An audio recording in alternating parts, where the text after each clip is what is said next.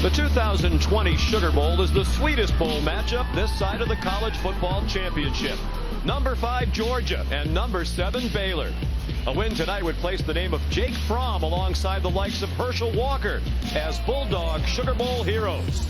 A victory for Matt Rule and quarterback Charlie Brewer would be Baylor's first Sugar Bowl win since the Bears' only appearance in 1957, and would cap one of the biggest turnarounds in college football history.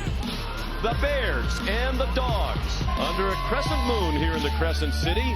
A new day, a new year, and a chance to make some new Sugar Bowl memories. You are watching the Allstate Sugar Bowl from the Mercedes-Benz Superdome in New Orleans, Louisiana. A couple of 11-2 teams, Georgia and Baylor, the Bulldogs, the runners-up in the SEC. Baylor lost a heartbreaker for the Big 12 title in that championship game against Oklahoma. Hi, everybody. Welcome to New Orleans. Sean McDonough along with Todd Blackledge will be joined shortly by Holly Rowe. Delighted to have you with us, and Happy New Year, everyone. Wasn't necessarily Happy New Year a year ago for Georgia here. They were number 5 a year ago when they took on Texas in the Sugar Bowl, just as they are this year. But last year they thought they should have been in the playoff. They seemed unfocused. Yeah. Coach Kirby Smart thinks this year they're ready to go, despite a lot of key players who aren't here. Well, Kirby wants to focus on the guys who are here and the guys who are playing. And he wants one question answered. How much do you care? Because he looks at this team they're playing in Baylor. He says their MO is they out-hit and out-hustle the teams they play. We have to have that same mindset, that same attitude. He wants to see how his team will respond tonight. Well, he knows his quarterback, Jake Fromm, will be focused as he always is. Perhaps his last game for Georgia. He's a junior. He has a decision to make about the NFL when this one is over. It's been a difficult year around him on offense, and as a result, his performance has suffered a little bit too. It has. I mean, his last 5 games, his completion percentage has been under 50%. Very un-Jake Fromm-like. But make no mistake, this guy has had a brilliant career as a 3-year starter at Georgia. He's 34-7 as a starting quarterback. His wide receiving core got decimated as the season went on. That affected his productivity down the stretch. But I know him as a competitor. He wants to play well tonight. And on the other side, the quarterback, Charlie Brewer, we had the Big 12 championship game. He did not finish the game, was injured in the first quarter with a head injury. He is back. He's healthy. He's a very fierce competitor, plays the game a lot like Sam Ehlinger, who really caused problems for this Georgia defense last year. Baylor, one of the great stories in college football this year. 2 seasons ago, 11 losses. This season, 11 wins under Matt Rule. The coach is with Holly Rowe. Well, Coach Rule, you were a 7-year-old little boy watching the Sugar Bowl as a kid. It was a big moment for you. What is it like now to be on this field coaching your team here? Well, it's exciting for me personally, but I'm more excited for these players. You know, of the 11 guys who are going to start on defense, 10 of them started 2 years ago. We went 1-11. They've worked. They've earned this opportunity. I want them to go play great. Thank you, Coach. Thank you. Coach Rule's Baylor Bears won the toss and deferred. So Baylor will kick off 11-2, both losses to Oklahoma. And Jake Fromm getting ready for what might be his last game as a Georgia Bulldog. Saw the numbers during Todd's introduction to Jake Fromm, one of the most prolific quarterbacks in Georgia history, and the same could be said of Charlie Brewer at Baylor. He's in the top 5 in most of their quarterback-related statistical categories. Noah Rauschenberg kicks off for Baylor. Demetrius Robertson deepest for Georgia. 5th meeting all time between these two. The previous 4 all played in Athens a long time ago, all of them won by Georgia. None of that means much right now. And it is a touchback to get this one started. So here come the Georgia Bulldogs, led by Fromm, the Georgia native from Warner Robins. Todd mentioned 42 starts, all of them in a row. That's the longest consecutive start streak among active quarterbacks at the top level of college football. 34-7, 12-6 against top 25 teams, as the leader, the Georgia Bulldogs, with a remade offensive line in front of him. And questions about whether or not their top running back, DeAndre Swift, will play. He comes out throwing to George Pickens, the freshman, their leading receiver, and a gain of 7. Here are the Chick-fil-A impact players. Well, you mentioned DeAndre Swift, probably not going to play in the game. They're starting the game with Zamir White, the first play. James Cook, also George Pickens, their impact receiver, and James Lynch and Terrell Bernard, two outstanding defenders. Lynch, the defensive player of the year in the Big 12. That Baylor defense stops Zamir White. James Lockhart, part of a terrific three-man front. They're a 3-3-5 defense, and they have been disruptive all season long. A school record 43 sacks. They have 30 takeaways, among the leaders in the country in that category. On 3rd and 3 from the pass, and on target for a first down. Pickens got just enough before he got upended by Jordan Williams. And on the first drop back 3rd down play, those two new starting offensive tackles hold their own very well. Going to see a lot of quick throws from Drake Fromm. They're not going to let him keep the ball in his hands very long. Zamir White again. Strong run. Almost to the 40. Stopped by Henry Black. Here's Holly Rowe. Well, DeAndre Swift came out in full pads, warmed up with his team, and I was able to catch his eye and talk to him and say, hey, are you going to play? He said, yes, I want to try to play. He's standing there on the sideline right behind the coaches as if he can sub in any moment, but he is going to be smart with that AC shoulder joint separation or injury. Possibly his last game at Georgia as well. He's a junior. Todd McShay considers him the top running back prospect in the NFL draft this year. Played just 5 snaps in their 37-10 loss to LSU 3 weeks plus ago in the SEC title game. Zamir White chopped down by Terrell Bernard. Help from Jordan Williams. Now this is what Georgia wanted to try to do, was to use this big offensive line, even with the new starters, and try to overpower this Baylor defense. They're big up front, but their linebackers, Bernard's only a 217-pounder, but so far, no rushing room for Georgia. In this likely passing situation, James Cook comes in.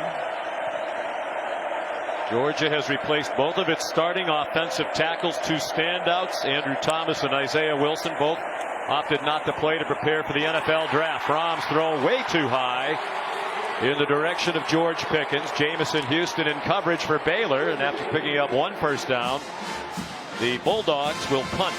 That was just a misfire by Jake, because he had single coverage into the boundary on Pickens, and he just overthrew him. There's Jake Camarda, sophomore from Norcross, Georgia's had a very good year, averaging 47.4 per punt. Rayland Arnold back deep. Baylor, a very good kick block team. End over end, and a fair catch made by Arnold. At the 17-yard line, you're watching the Allstate Sugar Bowl from New Orleans.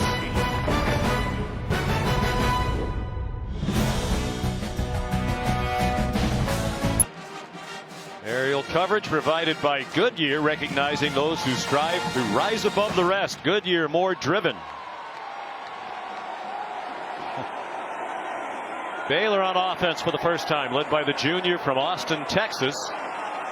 Charlie Brewer, we mentioned, he's climbed the ranks in many offensive categories. Baylor top 4 in total offense, passing yards, and passing touchdowns. Facing Robert Griffin III in a lot of those categories. The Heisman Trophy winner. Tough run right out of the gate for John Lovett. They rotate in 3 running backs. Lewis Seen, a freshman safety, made the tackle. Nice block by Rob Solin, the tight end. Guy who plays also on the defensive line some. They ran to that power side into the boundary. This is a Georgia defense coming in, only giving up an average of 2.7 yards per rush. One of the best run defenses in college football. That number is 2nd best in the country. Only Penn State giving up fewer yards per rush. John Lovett has the first down. Well, we mentioned the depletions to the Georgia roster for a variety of reasons. Injuries, preparation for the NFL, suspension, some of them undisclosed reasons. The coaches think it's a bigger deal on offense than defense. But playing without Tyler Clark and J.R. Reed, those are 2 all-conference players. Yeah, those are 2 outstanding players. And in the case of J.R. Reed, a great communicator on the back end of the defense. Who had started 42 straight games.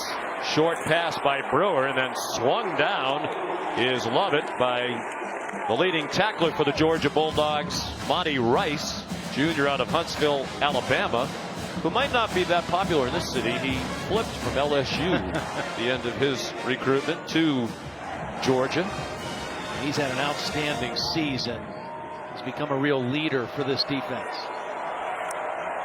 Brewers suffered a concussion in their conference title loss to Oklahoma. He hands off to Jamichael Hasty. And he said it was about a week in a dark room. He doesn't remember much about what happened to him in the Big 12 title game.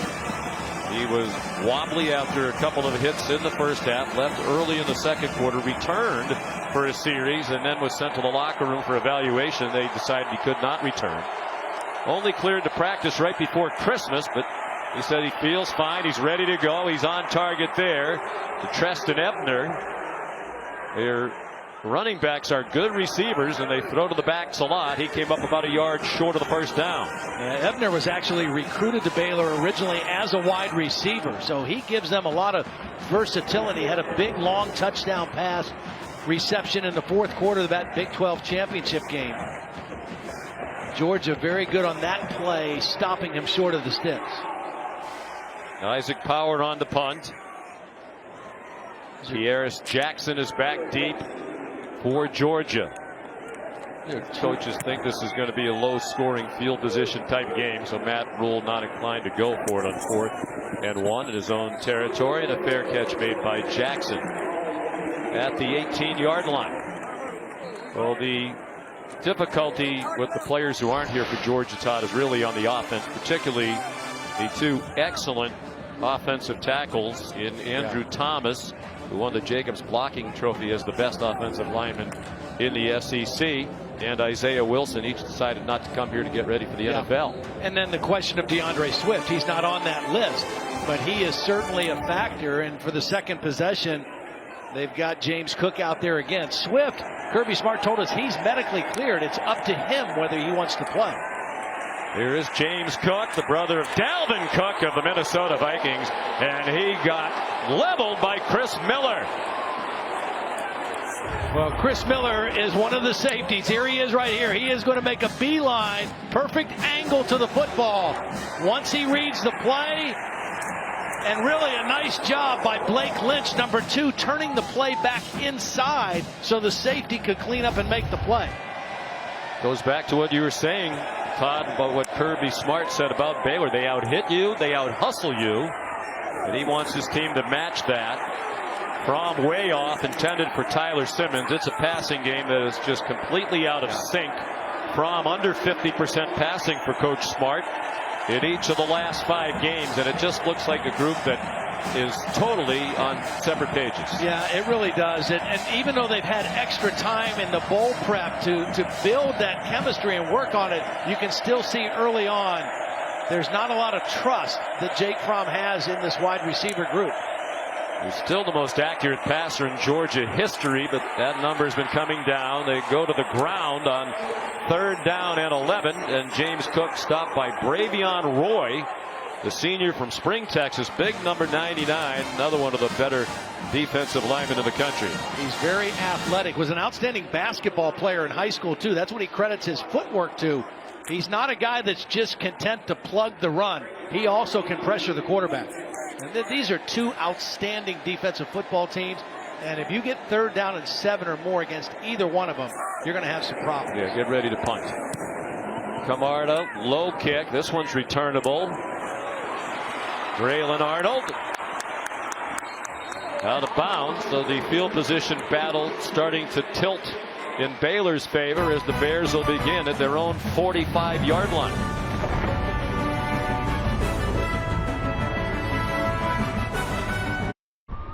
The Allstate Sugar Bowl, brought to you by Allstate, reminding you that football season is mayhem. The Nachos Party Pack from Taco Bell. The all-new Ford Explorer, built Ford proud. And AT&T.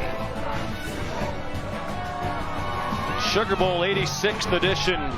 Bowl game with an exciting, proud history, colorful, as you might expect in the city of New Orleans.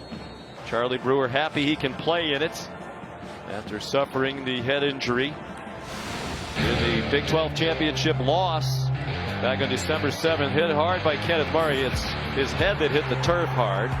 So we mentioned he was wobbly getting up and came back into the game. And then Mike DeFee, the referee, said, "You need to go out." They sent him to the locker room for further evaluation. He did not return. We were told that he's had 3 concussions. We asked him yesterday, with all the attention on head injuries in football, "Are you concerned?" He said, "No, not at all." John Lovett, nice cut across midfield for 6-yard gain, dragged down by Tay Crowder, the senior playing in his final game. Had a terrific career for Georgia, one of the 12 semifinalists for the Butkus Award as best linebacker in the country.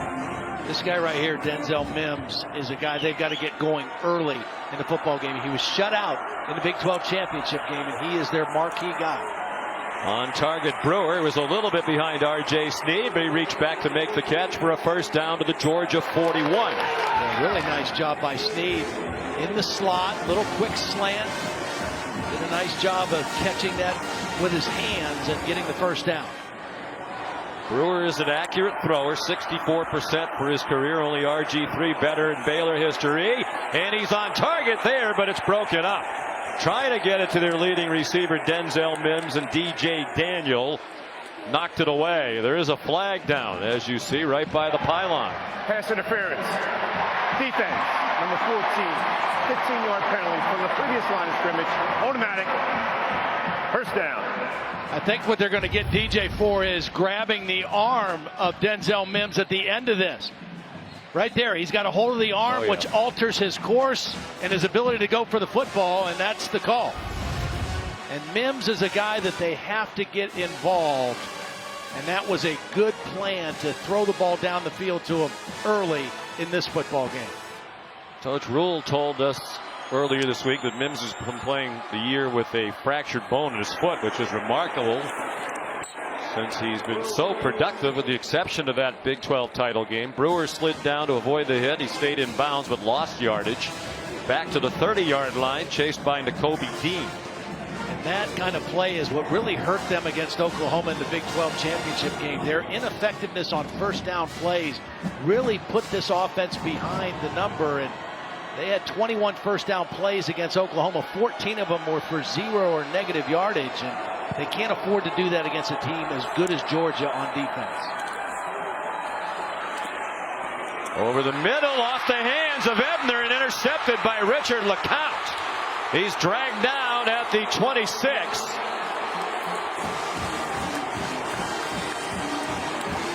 First turnover of the game. Timeout. Malik Herring put pressure on Charlie Brewer. Still looked like the throw was catchable, at least looking at it live, Todd. It was a little bit closer to the middle than Ebner wanted it to be, but it was an outstanding play by LeCount on the deflection.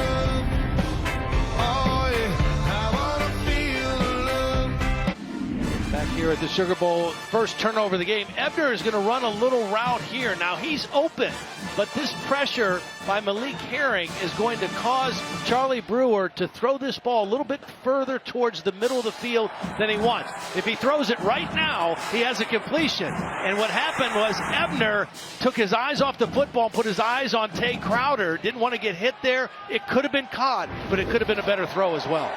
You know, the defense is all around him, but you try to catch that ball with 2 hands. Just the 7th interception of the year for Georgia. And on first down, Zamir White up the middle. Tackled by Jordan Williams. Little tempo for Georgia. They have not been a tempo team this year. Coley told us they might use more tempo. High snap, and Fromm forced to go down on it back at the 12-yard line. So a huge mistake. The center, Trey Hill, is not one of the new offensive linemen. That shouldn't be an issue. But that's when you have a guy like Bravion Roy playing right over your nose, who's so active and powerful, it gets your attention. It takes your focus off first things first, which is snap the football. One of the concerns without Swift in the backfield is also pass protection. These younger backs not as adept as the veteran DeAndre Swift. And not only DeAndre Swift, they don't have Brian Harrion, who's the other veteran back. They run a draw on 3rd and long. James Cook tripped up at the 22. Bravion Roy again. Well, if Swift doesn't play, by our count, that'll be 12 Georgia Bulldogs who started at least 2 games this season who aren't going to play in this game tonight. That's a lot. Coach Smart and the players also were way more focused than a year ago, but Kirby still had to answer a lot of questions this week about depletions to the roster. Here's Jake Camarda to punt again. Getting closer and closer to him. This one is much higher after a couple of low punts, and a fair catch made by Grayland Arnold at the 31. Good kick by Camarda, 47 yards. Media, timeout. Want to stay up to date? Hey Siri, show me college football scores.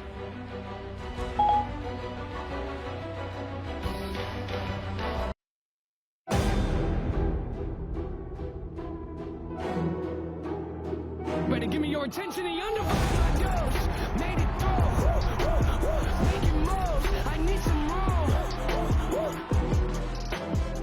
Well, 12 nights from tonight, right here in this building, the national championship presented by AT&T, 8 o'clock Eastern time on ESPN. LSU and the defending national champions Clemson, and this town is already alive in anticipation of the Tigers playing the Tigers here. Treston Ebner ahead for a yard. It'll be a busy time in this building. Sugar Bowl tonight. The Saints hosting a playoff game against the Minnesota Vikings here on Sunday. And a week from Monday, the national title game. LSU playing in the championship game for the first time since 2011 when they got shut out by Alabama. Don't think they're going to get shut out this year, even with as great as that Clemson defense is. I don't think so. Should be a heck of a game. Charlie Brewer on 2nd and 9. Another ball that looked like it might have been caught. Instead got deflected away, intended for Denzel Mims. Well, Georgia's going to play a lot of tight coverage. They like to put their hands on people. There's the hit by the safety, Lewis Seen, that knocks the ball out. The ball's knocked out well by Eric Stokes, the corner. The hit by Seen was after the ball was out. It was a clean hit, but it did shake up Denzel Mims a little bit, and that's 2 targets now, and he has not caught a ball yet, but that one was good coverage by Eric Stokes. Playing in his last game. Senior, been through so much. 18 seniors playing their final game. They played for 3 coaches: Art Briles, Jim Grove, who's one of the unsung heroes of Baylor football. Mac Rhodes, the athletic director, has said that. He came in for 1 year to help stabilize the program. And then Matt Rule, who was an inspired hire when he came from Temple, 1-11 in his first year, 7-6 last year, 11-2 this season. First Power 5 team to go from 11 losses to 11 wins within 2 years. Nice throw by Brewer. That's Tyquan Thornton with a first down out to the 43-yard line. They're still checking on Mims on the Baylor side. Really good read by Charlie Brewer. That was a full-out blitz by Georgia, single coverage, and he went to the off coverage. DJ Daniel was playing off. He got the completion. Quick pop to R.J. Sneed, and then he got popped and driven back. Mark Webb, one of the defensive backs, leading the way. We asked Kirby Smart yesterday, is this the best defense you've had your 4 years at Georgia? He said, well, statistically it is. We don't have the dominant household name, individual player or two, but as a group, this squad has played very well. And they play so many people. I mean, they typically will play 20 to 22 guys in a game. They have different roles for so many different players. Mass substitutions, particularly on 3rd down. Now on 2nd and 10. 4-man rush, and the pass incomplete, intended for Tyquan Thornton. Georgia giving up just 12.5 points per game. For Dan Lanning, the young defensive coordinator, just 33 years old. Only Clemson is better at scoring defense this year. Kind of interesting, both of the defensive coordinators in our game, Dan Lanning and Phil Snow of Baylor, both Royals Award finalists. Of course, the award was won by Joe Brady, the offensive coordinator at LSU, or co-offensive coordinator. As for the top assistant coach in the country, there were 5 finalists. Denzel Mims back on the field for Baylor. Brewer avoided the rush, now runs and runs out of bounds. Flag down back behind the line of scrimmage near the center of the field. Devontae Wyatt put pressure on. He's one of those who'll get more playing time up front tonight in the absence of Tyler Clark. Jerry McGinn is the referee. It's a Big Ten officiating crew. And Nakobe Dean was coming on a blitz from his linebacker position. I think the center, Sam Tecklenburg, is the guy that got caught with the hold. We showed you Dan Lanning and obviously Kirby Smart, whose background is on defense, very actively involved in the calling of the defenses. He was a terrific defensive player. Number 52. Penalties decline. 4th down. It was on Tecklenburg, second team all-conference center. And Georgia, when they get you to 3rd down, particularly 3rd and 7 or more, they just have so many creative ways to pressure the quarterback. They substitute a lot of different guys. It's very hard to get a read on some of their exotic pressures. Tyler Simmons back for this punt from Isaac Power, redshirt freshman punter from Castle Rock, Colorado. And it's a touchback. This season, for every field goal and extra point made by participating universities, Allstate will make a contribution to the university's General Scholarship Fund. Thank you again to Allstate. You know, as we've watched Georgia here early in this ball game, 3 minutes left in the first quarter offensively, you know, what can they do? They have to still try to run the football and take some shots down the field off of play action. And the guy they want to try to go to is George Pickens. He's the only proven receiver they have on the field. But they have to get something going running the football behind a bigger offensive line. They hand it off to Tyler Simmons, the motion man. And there's a flag down. He got 4, perhaps more, for a face mask.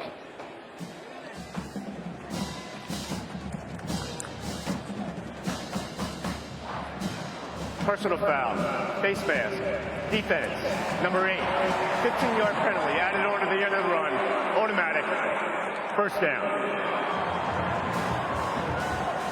Well, guys, you see DeAndre Swift has entered the game for Georgia. There's a reason. James Cook, the running back who's seen a lot of action here in this first quarter, is in the injury tent. I saw them take off his shoulder pads. He is being attended to right now. So DeAndre Swift, by need, has entered this ball game for the Georgia Bulldogs. Wow. You wonder what they'll do with him, Holly. Will they let him run inside? Will they use him in the pass game?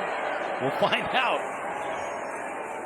He flips it back to Fromm, a flea flicker. They have a couple of men running deep, and it's George Pickens. A big play. Jamison Houston tackled him inside the 15-yard line.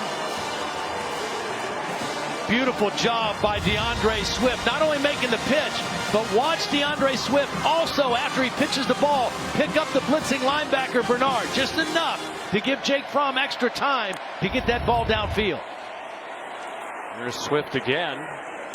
Then you wonder, Todd, if the effectiveness of that play was helped by the fact that it was Swift back there, and the Baylor defenders, aware that he's in the game, thinking they're going to give the ball to him on a running play with him in there. Yeah. He carried to the 12. They marked the ball back at the 15-yard line after the long pass play. 47 yards. Swift back on the sideline. It's Zamir White. A powerful runner at 215 pounds, now on the left hip of Jake Fromm. They pressure Fromm. It's off to Pickens, and he's down at the 6-yard line. Braylon Arnold might have saved a touchdown. Georgia trying to pick up the tempo here on offense. And very quickly with that long pass, Sean, they finally flipped the field. 3rd down, a short 2. Zamir White stopped short of the line to make. James Lockhart, 3rd member of that terrific front three, along with Bravion Roy and James Lynch.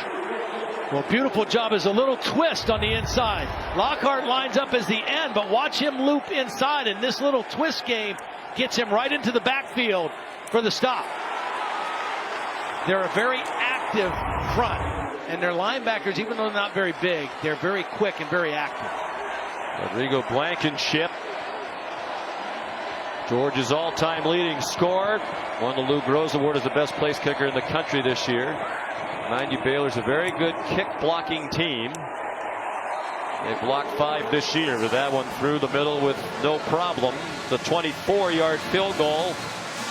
And Georgia on the board first, unlike last year when they were sloppy early and trailed Texas 17-0. Wildcard weekend starts with our game on ESPN and ABC. It's Saturday at 4:30 Eastern Time. Josh Allen and the Buffalo Bills take on Deshaun Watson in Houston, Texas from NRG Stadium. Our coverage starts with postseason NFL countdown at 3 Eastern. Both are live on the ESPN app. Pre-game and the game. You can watch anywhere. Bills looking for their first playoff win since 1995. Josh Allen still a little bit scattershot offensively, but seems to be improving, and obviously Deshaun Watson can take over a game. Unbelievable. Deshaun Watson, you know, amazingly, a lot of people questioned whether he would be able to make the transition from college football, great career at Clemson, to the NFL, and he's been brilliant. Michael Hasty back for the kickoff from Rodrigo Blankenship. Josh Fleek's also back there. Talk about possible distractions with so many Georgia players not here. Baylor's had to deal with some of it too. Yes. Their team is really here intact and fired up and ready to go, but Matt Rule has been mentioned regularly. That's Phil Snow, the defensive coordinator, getting after the defense. Matt Rule's name has come up in several NFL coaching vacancies. He has a little bit of NFL experience, a year with the New York Giants. He's from New York City. He has said all week that he expects that he'll be back at Baylor, but he told his team, addressed it head on, I would certainly be foolish not to talk to NFL teams. But the word he kept using is situation. Not every situation in the NFL is great. He controls a lot of his situation at Baylor. Absolutely. You know, and he is very right in saying if the situation isn't right, it's tough to win, whether you're talking about college football or pro football. It doesn't mean you have to be a control freak, but you have to have the right pieces in place, the right people around you that are your guys that you trust to make things work effectively. You can understand why he'd be a candidate with the job that he's done. Charlie Brewer, deep ball, single coverage, but not on the same page at all with Chris Platt, who was running with Mark Webb in coverage.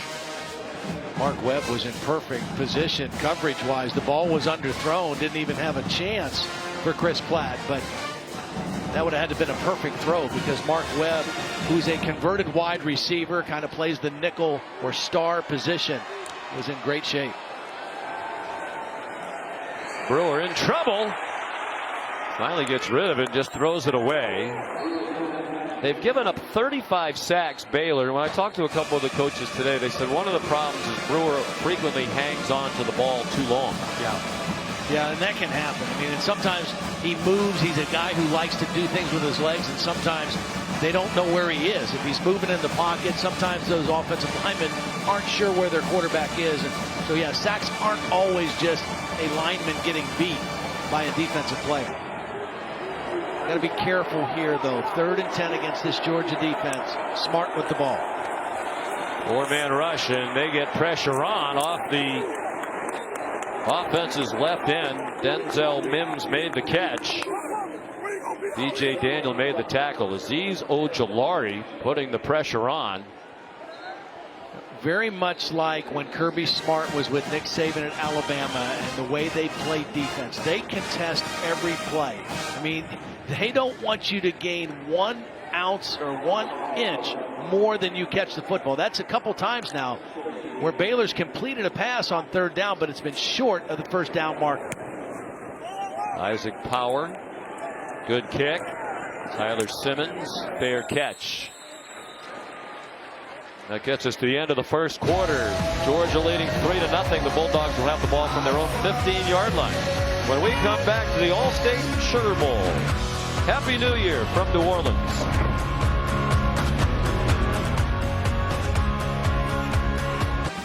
Aerial coverage of the Allstate Sugar Bowl provided by Goodyear, introducing the newest honorary member of the College Football Hall of Fame, the Goodyear Blimp. Goodyear, more driven. Tonight's game is also being brought to you in 4K by Samsung QLED TV. You can check this out on DirecTV, Xfinity, or Altice. Sean McDonough, Todd Blackledge, Holly Rowe back in New Orleans heading to the second quarter. Georgia leading 3-0 after a 52-yard punt by Isaac Power. The Dogs begin from the 15 and first down ends at the 14 as Kenny McIntosh, the true freshman, is dropped by Chidi Obanaya. And that's a mistake on the offensive line because the tackle blocked down the tight end. There were two tight ends to the backside. One of them they both blocked out, and they let the defensive end just chase the play down. And so obviously a miscommunication. Again, they're playing with two new starters at tackle, also a new offensive line coach in Matt Luke. Sam Pittman, who had been the line coach, left to become the head coach at Arkansas. Nice play there. Zamir White knocked down by Chris Miller. And there's Matt Luke, fired at Ole Miss after 3 years as the head coach at his alma mater. I think he got a raw deal myself. I know there's a lot of excitement against Lane Kiffin. But about Lane Kiffin, Jake Fromm, back shoulder throw on target there with George Pickens. But Matt Luke's a great hire. Kirby Smart snapped him up within 48 hours after Sam Pittman departed. He's an excellent recruiter. He's an outstanding offensive line coach, and he's a really good person. So he's a really good addition for Kirby's staff. There's some challenges tonight with this remade offensive line without the veteran starting tackle. Some movement along the line there. Warren Erickson made his first career start tonight at right guard, number 50. Offside. Defense, number 95, with contact. 5-yard penalty remains. First down. There's Warren Erickson. Yeah, the good thing for Erickson is he's in there with Trey Hill, the starting center, and Solomon Kinley, the starting guard, who are, he can kind of be protected a little bit more than Sawyer and Cade Mays, the two starting tackles. But right now you see they want to run the football and they want to throw it to George Pickens. Zamir White, nice run. He's a fan favorite in Athens. And across midfield with a first down to the Baylor 44 after Jordan Williams missed a tackle. Two tight end formation, kind of trying to pound and ground here, and a missed tackle right there at the point of attack. Jake Fromm over the middle and almost intercepted by Jordan Williams. One play after whiffing on the tackle near the line of scrimmage. He couldn't come up with the interception, and he's upset with himself. Intended for the tight end Charlie Werner. Well, Charlie Werner prevented the interception. He knocks the ball out. He turned from receiver to defender immediately and knocked the ball out. Number to number 6 for Georgia.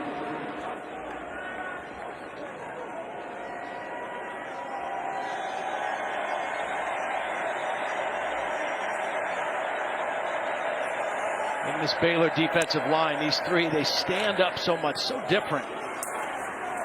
Pickens really become their lead at wide receiver. Injuries to Lawrence Cager, to Dominic Blaylock. And it wasn't a group that was all that productive when they had everybody healthy.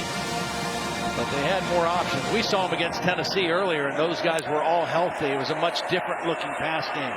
Saw Lawrence Cager, big target, out with an ankle injury to the end of his career. He came over as a grad transfer from Miami. Kenny McIntosh for the first down. Nice job by James Coley calling a formation that time to the field where they were able to outflank the Baylor defense. They snapped it quick. They had two tight ends and a receiver to that side. They got the ball out on the perimeter, and when we talked to Phil Snow, he thought some quick sweeps would be something Georgia would do because Oklahoma had success with those kind of plays against them in the Big 12 championship. Pressure from Fromm's left. He throws for Pickens. He runs under it, catches it, and a touchdown for Georgia. I mean, you know they're going to throw it to him. He's the only guy that they feel confident making contested catches. He's going against Jamison Houston, and a perfect drop in the bucket by Jake Fromm. Right over the outside shoulder. You can't throw it in a better spot. And even though Baylor knows the ball is going to Pickens in the air, he's already got 7 catches for 118 yards and now a touchdown. His 8th touchdown catch of the year to lead the Georgia Bulldogs. He only played a half of their SEC title game against LSU. Had to sit out the first half after he was ejected for fighting in their last regular season game against Georgia Tech. Rodrigo Blankenship the extra point. And Georgia now up 10-0 with 12.5 to go till halftime.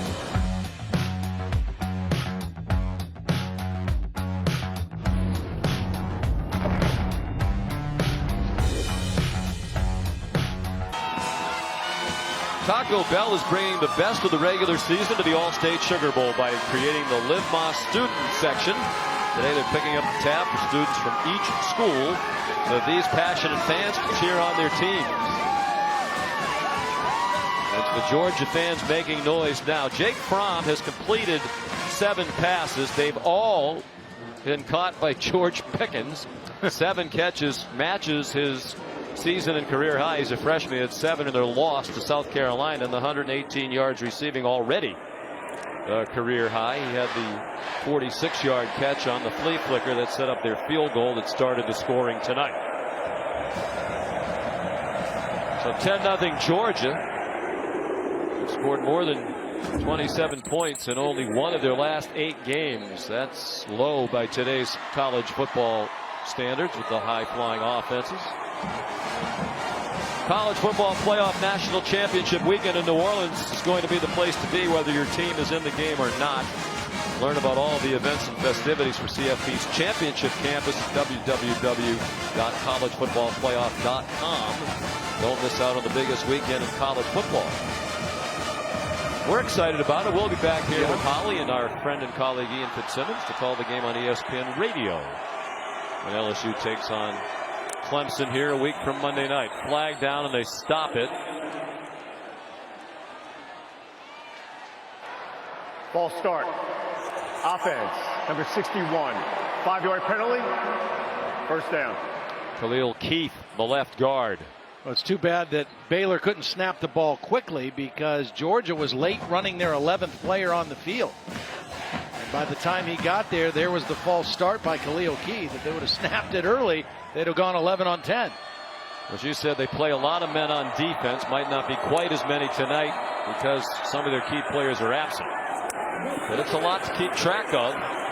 Tristan Ebner fights to the 30 before he's stopped by Monty Rice and Tay Crowder. We asked Dan Lanning, how do you keep track of all these substitution packages, who's going in and out? He said, we just have to practice it over and over again until it becomes a habit. Well, and if you watch him, like on this 2nd down play, they've already got their 3rd down groups like close to Dan Lanning right now so they can sub quick. Bring some pressure, and Brewer. See, here they come. That's, what's that, 5 guys they're subbing on 3rd down.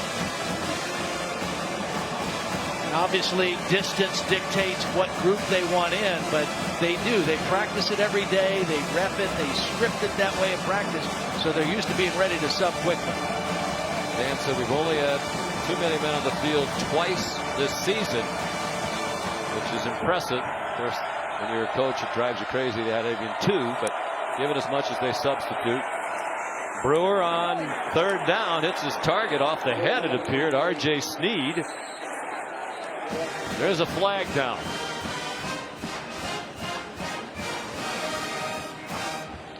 You know what? I think they're going to get Blake Betier for he threw a punch at the end of this play. He was tied up with a pass rusher and took a shot at the guy. After the play, personal foul, offense, number 56. It'll be 15-yard penalty. 15-yard penalty, 4th down. Well, I mean, it could have been worse, maybe. Watch the end of this play. Here it is right here. And at the very end, he just kind of takes a shot right to his head. And he's working on Nolan Smith, a freshman linebacker. That's clearly a penalty and not a smart one. Georgia stands to get outstanding field position again here with a 10-0 lead after that penalty and punt. So Isaac Power now standing on his goal line to punt to Tyler Simmons. Boy, he hangs them up high. A crowd around Simmons, who made the fair catch at the 41-yard line. Here's Holly Rowe. Well, guys, of the guys who chose to sit out this game, Jake Fromm was not one of those for Georgia. He does have an NFL future in mind, and he told us he will sit down with his family after this game and make a decision about what's moving forward. He did submit paperwork, receive a grade for the NFL, but, you know, Kirby said he has so much class. He is such a competitor. He never points a finger. He wants to be out here with his guys, and I just sat and watched an offensive huddle. He is engaged. He's yelling at his guys. He wants this to be good. This guy loves Georgia and wants to be out here competing for them, regardless of his NFL future right now. Well, he's off to a good start. There's his parents, I'm assuming possibly girlfriend wearing the jersey. Zamir White. Tough run to lunge forward and pick up a couple of extra yards. Well, he's had an interesting career, Jake Fromm. As a freshman, Jacob Eason started. Right. Got hurt in the very first game. Fromm took over. He started 42 in a row. Right. And Jacob Eason wound up transferring to Washington. He's already declared for the NFL draft. Of course, Justin Fields came as one of the top recruits in the country. And basically backed up Fromm last year. He left, realizing Jake was going to be the quarterback this year. He had a great year at Ohio State. How about the effort there by Zamir White? Once again stays on his feet and gets within 2 yards of the first down. Zamir White is very powerful. He is the north-south guy. Now, they thought coming into the game, James Cook would be the guy they could be a little bit more versatile with. As Holly reported earlier, he was in the injury tent, has not been back in the game. We have seen Kenny McIntosh, and we may see more of DeAndre Swift. Three-man rush. And they don't get anywhere near Fromm, so it's Pickens with his 8th catch. And he scampers out of bounds with another Georgia first down to the 40-yard line. Again, another nice job by formation. They got Pickens in a little area. He sat down, and the quarterback found him. And again, I think that Baylor and Phil Snow is going to have to do something different to account for George Pickens. Maybe roll a safety over the top. That's it. Cover him tighter and roll somebody over the top and make somebody else for Georgia beat you in the throw game. They're at the Baylor 40-yard line, 1st and 10. Georgia leading 10-0. They fake the McIntosh and the throw to Tyler Simmons, and he couldn't break free of the tackle after a gain of 5. Graylin Arnold, excellent defensive back, 2nd team all Big 12 this season. We mentioned the last 5 games of the regular season, or actually 4 regular season in the SEC championship game. Jake Fromm was under 50% completion in all 5 of those games. Tonight, 9 of 12. He looks sharp, and he seems to be getting on a little better page with his receivers, especially George Pickens. They flip it to Simmons, heading in the other direction. Nice play call and well executed, and Simmons finally taken out of bounds just shy of the 20-yard line. Really nice job by the tight end, Charlie Werner. Watch Werner get out here and lead. A lot of times you bring that tight end in motion and he cuts off the backside end. This time he passes up the backside end and gets out on the safety. Gets the block on Graylin Arnold, and that perimeter run on the toss to the wide receiver Simmons has been a good play for them a couple times here already in the first half.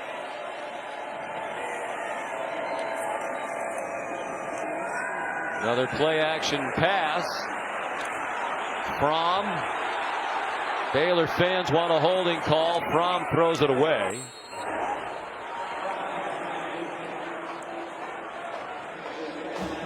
Well, they've been managing all year, Baylor, to get pressure largely with that front 3. They're really not, even with a couple of key offensive linemen not here tonight for Georgia. Yeah, so far the pass protection has held up well. And, you know, even when we talked to Kirby Smart, he said, you know, they've been great pass protecting. He felt like they underachieved this year in terms of their ability to run block, because most people thought they would be the most dominant offensive line, not just in the SEC, but in college football, and they weren't able to establish the run. Kirby said that was his biggest disappointment. Pickens again having a monster first half, but it's pretty easy to explain when you watch Georgia play. they don't have playmakers and wide receivers. So the other teams are saying, okay, we're going to single cover these guys. We're going to load up the box. We're not going to let DeAndre Swift beat us. And they haven't been able to take advantage of those loaded boxes in the passing game. Well, here's Pickens with tight coverage. No help. Fromm surrounded, gets it off for Charlie Werner. He was covered by Henry Black, a Louisiana native, back in his home state, fifth-year senior out of Shreveport, who's been through the bad times and the good for the Baylor Bears. I'm not really sure why Jake didn't take a shot at George Pickens on this play, because I think he had him for a touchdown. They're going to settle for the field goal, but I think he had a shot on the post, the skinny post, if he goes ahead and gives him a chance at the ball. There's Blankenship, who's connected from 24. This is from 31. Coming the end of his career. He has a lot of relatives in attendance tonight. Whistles before the snap. I think Kirby wanted to call timeout. I wonder if he's contemplating whether he wants to go for this or not. Timeout, Georgia. Their first of the half. It'll be a full charge. Timeout with media. You're watching the Allstate Sugar Bowl.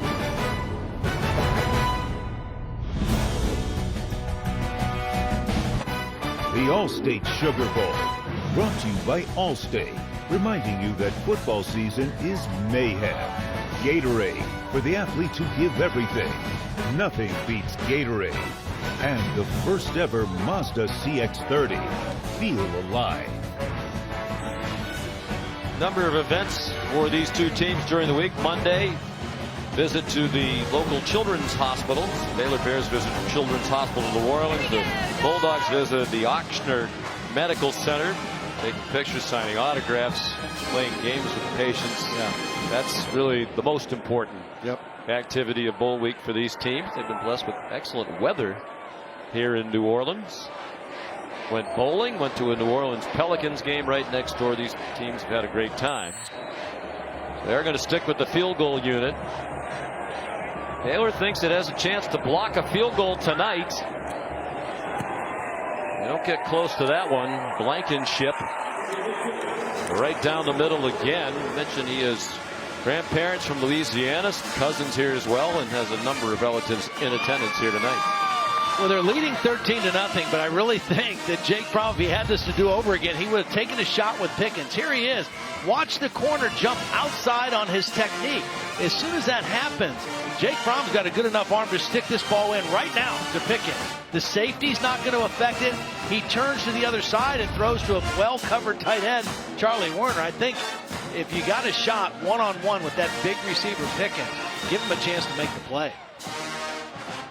Maybe he just felt like he needs to get somebody else involved. Pickens has 9 catches. The rest of the team has 1. Been a much easier start to the night for Uga than a year ago when we were here. And Uga got locked up with Bevo, the Texas Longhorns mascot, and decided mismatch, at least from a weight and size standpoint. And horns. And horns. Yes. Horns would seem to help Bevo in that one. Not that Bevo would have needed the horns necessarily, but Blankenship, more touchbacks than anybody in Georgia history. That's because he kicked off all the time over these last few years, although not as much this season with the offensive struggles. Well, here's a look back to last year. Right before the game started. I think that set the tone for the evening, too, because Texas came out firing. Georgia mistake thrown early. It was 17-0 Longhorns. Georgia rallied back. Lost 28-21. Much happier right there. Like I was saying, I would have held my own. They didn't hurry me away from Bevo. There's Josh Fleeks. Yanked down after a short game by Azeez Ojulari. Again, you see how difficult this Georgia team is to run the football on. I mean, right now, they are allowing, coming into this game, just 76 yards per game rushing. And since 1950, that's the second fewest. It would be the second fewest ever. The only one better was 1981, 72.5. Charlie Brewer pitched it to JaMychal Hasty. He's out of bounds about 3 yards short of the first down. And it's a Baylor offense, Todd, that's had a tough time now for a while. Yeah. They had a 25-point lead in the first half of their regular season game against Oklahoma. Did nothing in the second half, wound up squandering their biggest lead in program history. And really did not do much on offense in the title game, save for a couple of big plays late against Oklahoma. And just 70 yards of offense so far tonight. Wow, that looked like a hold in the middle of the offensive line. Brewer got it off. JaMychal Hasty out of bounds, 38-yard line, and there is a flag down. Somebody pressuring up the middle just got spun around. I think they're going to get Xavier Newman-Johnson, the right guard. Offense, number 55, 10-yard penalty from the previous line of scrimmage.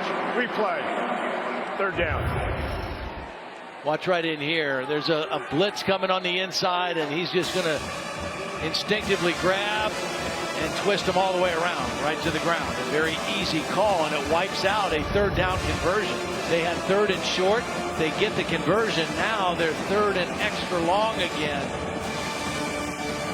Right where Georgia wants you to be against them defensively.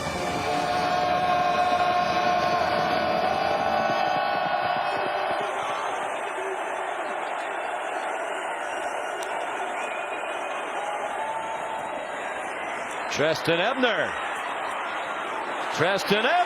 looks like he might have gotten it after a missed tackle about 5 yards short of the line to make. It was Tyreek Stevenson who didn't get him on the ground, and DJ Daniel finally knocked him out of bounds, but it's a big first down for Baylor. And that's a play that would drive Dan Lanning and Kirby Smart crazy. You let him catch it underneath and you make a tackle.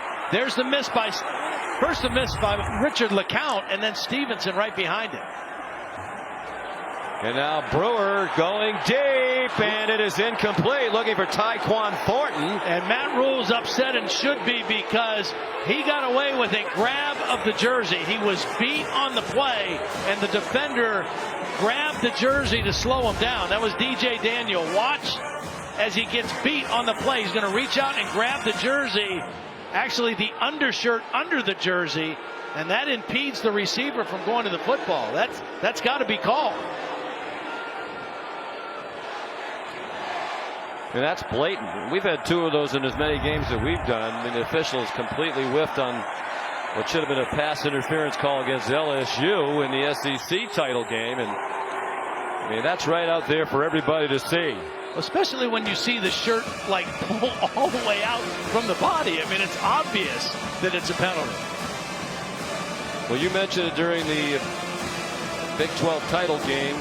Matt's dad, Dennis Rule, is a minister, and he's on the sideline regularly. Remember, there's right behind Matt. Says, when I start to get a little saltier, my dad gets closer and closer. There he is. Itching his way closer. He said he doesn't always say something, he just lets me see him so I know to clean up my language. Now Brewer gets hit, got it off, knees are down on the catch. Or actually lost about a half yard to the tight end Christoph Henley from Innsbruck, Austria. Went to high school in Arlington, Texas. That is a huge miss. Yeah. Especially in a game like this where there isn't likely to be a lot of offense. Well, and again, 3rd down and long. You're just not going to have any success against this Georgia defense. First of all, the creative pressures, it's going to cause confusion. You're not going to block them. And then they do so many different things coverage-wise when they get you in those situations. Matt Rule still giving the side judge John Hayes an earful. Isaac Power. Tyler Simmons.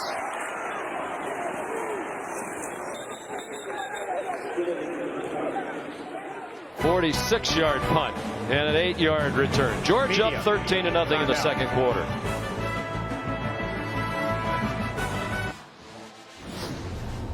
Here's a look at tonight's AT&T best performance.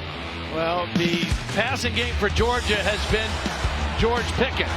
The flea flicker was the biggest play But for the night now, Pickens 9 catches, 136 yards.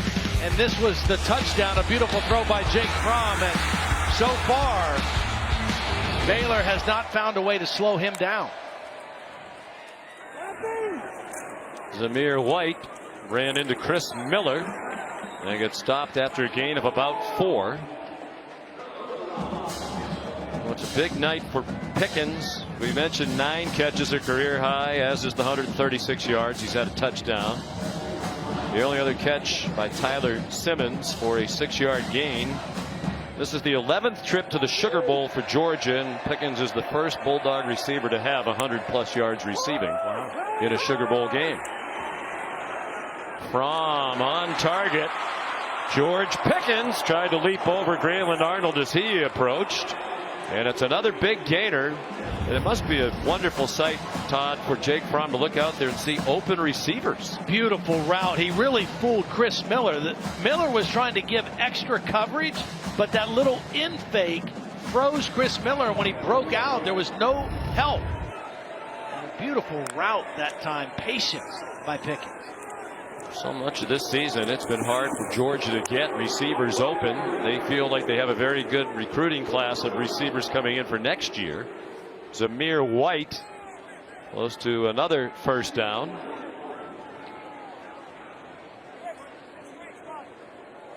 Well, they lost 3 to the NFL early, and then they started getting guys hurt this year, and right now Pickens is the only proven guy that they have. Like James Lynch was offside. DeAndre Swift was back on the field for one of his few snaps of the night on that play. George Pickens couldn't catch it, but it looks like it's Baylor offside. Defense, number 93. 5-yard penalty remains first down. But Sean, even on that play, George Pickens was open in the middle of the field. It wasn't a good throw, and they got the penalty. But I think Baylor needs to get some hands on him and redirect him, reroute him a little bit. And this is the best thing that Phil Snow can see is George Pickens on the sideline getting some water. Phil Snow, as Todd mentioned, like Dan Lanning on the other side, one of the 5 finalists for the Broyles Award, 63-year-old veteran of 42 years in coaching. Matt Landers short of the first down. And Phil Snow, one of the real characters in coaching, too. Just a fun guy to talk to. Very interesting, passionate.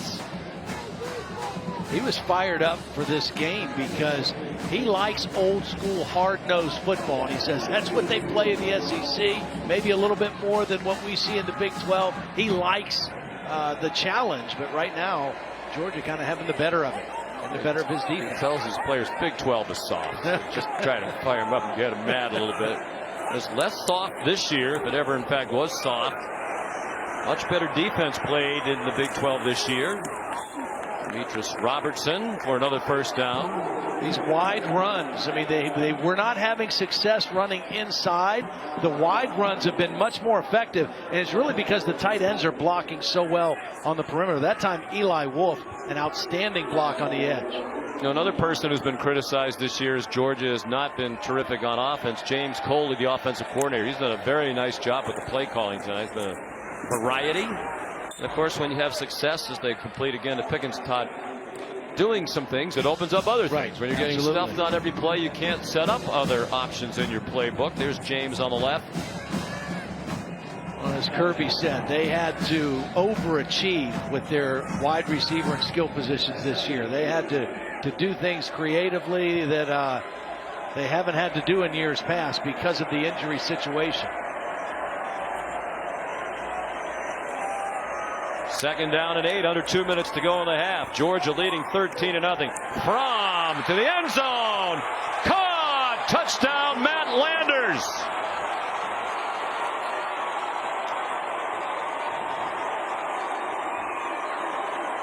See, this is that same technique by the corner that I talked about with Pickett. Watch the corner jump outside. He runs the post and the ball is right on him before the safety can get over there to help. It's the exact same route that he didn't take the shot to Pickens, and they settle for the field goal. This time he gives Landers a shot, and they come up with a touchdown, we think. Yeah, I wonder if this is going to be looked at in the replay booth. Did he complete the catch? Tom Fiedler is the replay official. The bruin on the field was confirmed. That didn't take long. DeAndre Swift in. They're going for 2 here in the first half. Crom looked at Swift. Instead, throws an incomplete pass. Batted away by Grayland Arnold. The general direction of the tight end, Eli Wolf, the transfer from Tennessee. Georgia in control in the first half of the Allstate Sugar Bowl.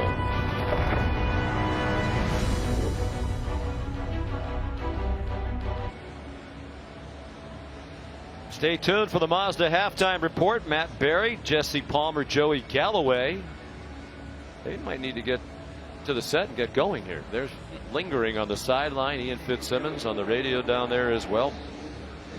Getting ready for the national championship game, which will be on ESPN Radio in addition to ESPN TV and the app. There's Matt Berry.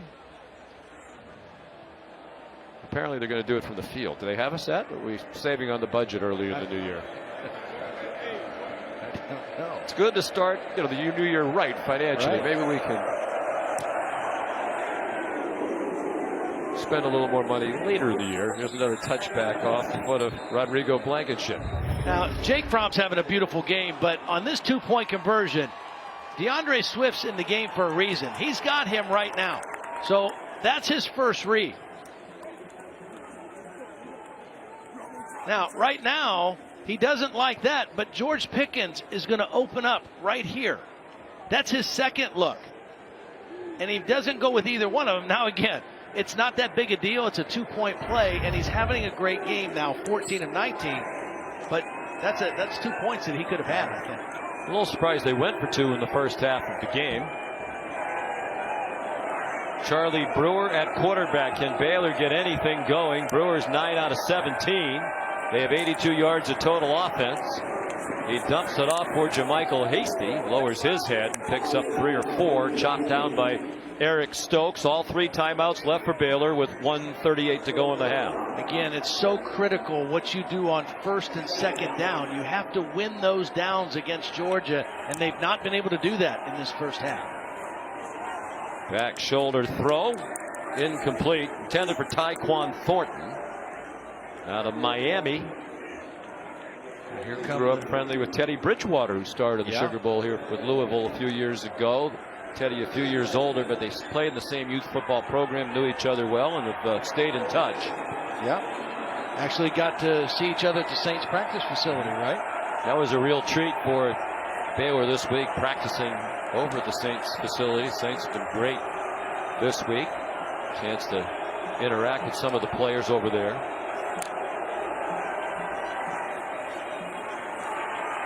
Brewer forced to pump a couple of times, completes it to Thornton, and it's a first down.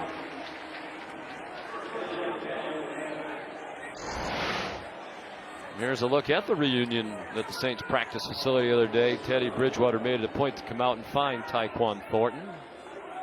Yeah, Tyquan told us that even though Teddy played in an older age group, he would work with the quarterbacks on his team. He would stick around and help out those guys. Boy, heavy rush. Brewer spins away from it, throws back across the field to Hasty, who's to the 41. Boy, that was a hard-earned 5 yards for Baylor, and they're down to 1:05 to go in the half. Well, you see the elusiveness of Charlie Brewer, because it was a quick rush right away that he eludes. I know Denzel Mims has an injured foot, but he trotted back to the line of scrimmage when they're in hurry-up mode here, and now it's Adam Anderson with a sack of Brewer. It might be Georgia looking to call a timeout now. And it is. The Bulldogs use one with 44 seconds to go. Georgia, they're second and a half. Be a 30-second charge timeout. Monday, January 13th, 8 Eastern, ESPN and the ESPN app. The College Football Playoff National Championship game presented by AT&T right here at Mercedes-Benz Superdome in New Orleans. I think we're going to see the #1 pick in this year's draft, Joe Burrow, against the #1 pick in the 2021 draft, Trevor Lawrence. Yeah, well, Joe Burrow has been great from start to finish. Trevor Lawrence a little slower getting out of the gate than people expected, but he has been outstanding down the stretch. And when that game was on the line in Phoenix the other night, it was impressive what he did. As we saw with Justin Herbert in the Rose Bowl today, Lawrence can hurt you running the football. They don't like to do it, but he can do it, and he did it very effectively against Ohio State. So here's 3rd down and 9 for Baylor. Georgia with 1 timeout left. They can get a stop here. Brewer under duress got it off. They get the stop of Tyquan Thornton, and Kirby Smart will use that last timeout. He feels like they have Baylor on the ropes. Wants to try to bury them here in the first half. Well, his defense has held them to 97 yards of offense, and so they have pretty much had their way. And when they get him again in these 3rd and long situations, it just plays right into their hands. They're rushing the passer, they're covering downfield, and right now this has been a beautiful half for Georgia. Not just their defense, which has been this way all year, but for Jake Fromm, the offense, George Pickens. Pretty exciting stuff for Georgia here in the first half. And a lot to be happy for Kirby Smart. I think one of the things that he's going to be happiest about, he won't have to answer questions after this game about were they ready to go, were they focused from the start. We mentioned a lot of players who started games this year aren't here. Backups playing well, and Jake Fromm in that passing game finally finding a little bit of a rhythm. Dog fans been waiting for that most of the season. Yeah, and Kirby was very emphatic with us saying when we met with him, he says, look, everyone wants to talk about the guys who are not here, the guys who aren't playing. The guys who have been here and are playing, they have practiced really hard. We want to focus on those guys, and I want to see how our team is going to play. And I think he's happy with the answer that he has in the first 30 minutes. Isaac Power. They don't have anybody back. That's one of the reasons why they got some pressure. And it's an excellent punt. Down by the 3-yard line by Ross Matisic, the snapper. He's an excellent player. He's backup middle linebacker. We saw him get into linebacker in the Big 12 championship game. 57-yard punt. And I would think now, Todd, with this field position, no timeouts left, 30 seconds to go. Yeah. Just take it to the locker room. Yeah, absolutely. And they've dominated the first half. They've controlled the line of scrimmage on both sides of the ball. 165 yards receiving for Pickens. Baylor, as a team, 97 yards of offense. 11 catches for Pickens. The Sugar Bowl record is 14 by Josh Reed of LSU. And the yardage record is 239 by Josh Reed in the same game against Illinois in 2002. Pickens has 165. They give it to Zamir White. Boy, he's a tough runner. Yeah. Now will Baylor call timeouts? Apparently not. Wonder if it was a shorter gain or a no gain play. Matt Rule might have tried it, force a punt. But I think at this point he just wants to get in and regroup.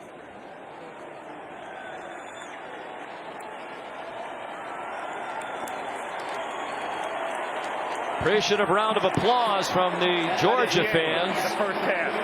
The freshman George Pickens, the star of the night. And here's Kirby with Holly. Well, Coach, you wanted your team to out-hit and out-hustle. How do you assess that they started this Sugar Bowl game for you? Well, it's not over, and we all know that. It's a 4-quarter game. This team's been in a lot of tough battles, and right now we're playing hard. We're a little winded. I think they are too. You've had some great success with Pickens in the passing game. What is really allowing that to kind of come alive for you right now? Free access right now. If they don't get their hands on him, it's hard to contain him, and Jake's made some good throws to him. And James Cook, what's his status to return to this game? Right now, I'm not sure. He's got a rib injury and don't know if he'll be back. All right. Thank you, Coach. Thank you. All right. Thank you, Holly. Our score at the half, Georgia 19, Baylor nothing. We'll send you to the Mazda halftime report right after these messages.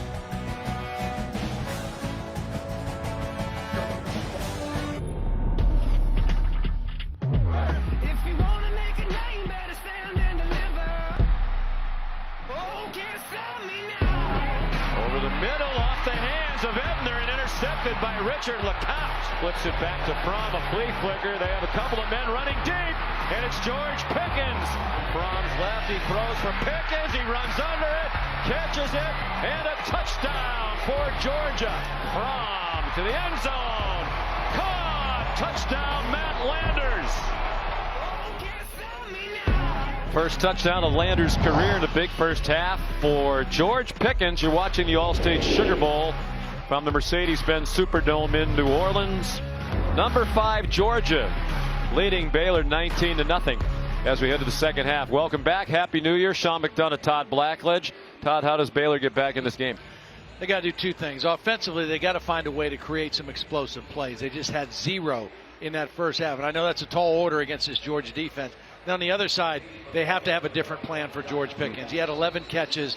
I mean, he's been a one-man wrecking crew, and they've got to do something different for him in the second half. The Sugar Bowl record for catches in a game is 14, but the Georgia record for catches in any bowl game is 12 by Hines Ward. And Pickens is 1 away from that. Rodrigo Blankenship, another touchback. A moment ago, Holly had a chance to speak with Baylor coach Matt Rule. Coach, how can you be more aggressive offensively and try to find some openings?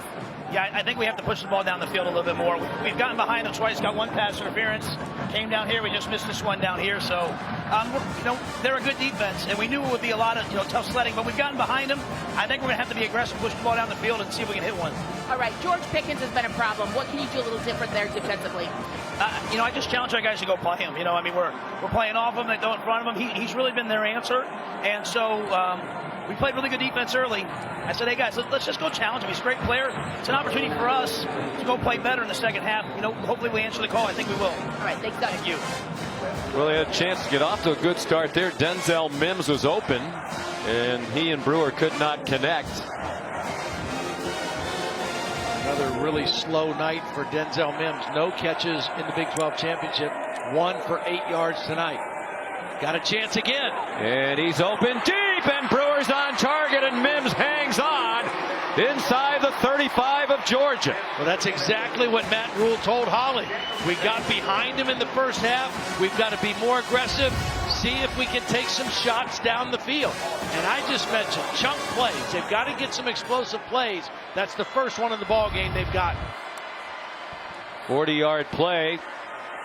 Longest of the night by far for Baylor. As you alluded to, Todd, there's Josh Fleeks. Stopped after a short gain.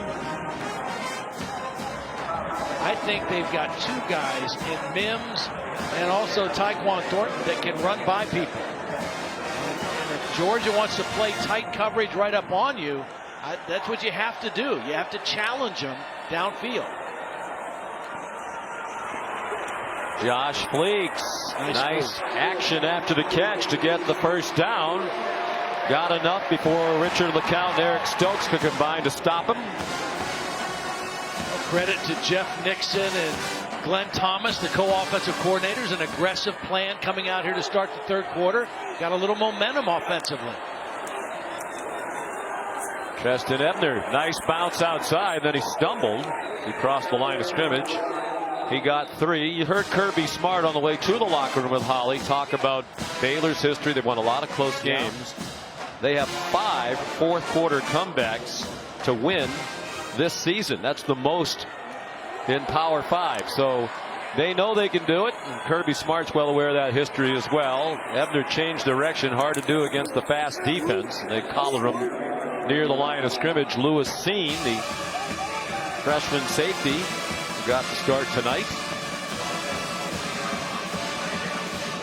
Big play right here for Charlie Brewer now, because you've got momentum, you got something going. You need a touchdown on this drive. Certainly you want points because you've been shut out, so you would take a field goal, but you need a touchdown to get yourself right back in this football game. Mims goes wide to the right. It's like the corner pressed up on him might have some help. Matter of fact, he came off him and blitzed. And they attack that blitz and convert on the quick pop to Mims. Well executed by Baylor. First down. That requires a quarterback and wide receiver being on the same page. They both see the blitz, they know where the coverage is coming from and where the ball needs to be placed. And both guys were totally in sync on that third down conversion. 4 out of 5 on this drive for Brewer. He's already thrown 27 passes in the game. Early in the third quarter, a play fake for Mims again. Touchdown, Baylor. Well, Mims a non-factor in their Big 12 title game against Oklahoma.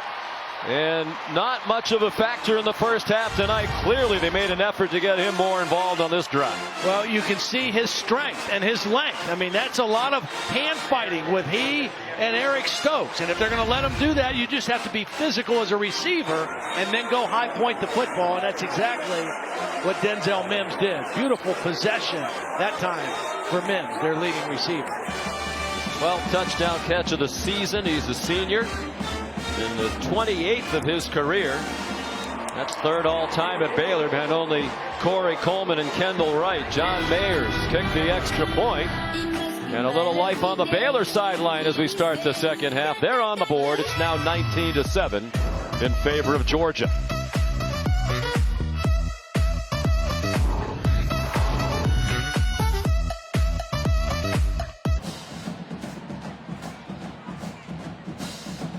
Aerial coverage provided by Goodyear from end zone to end zone. Goodyear more driven.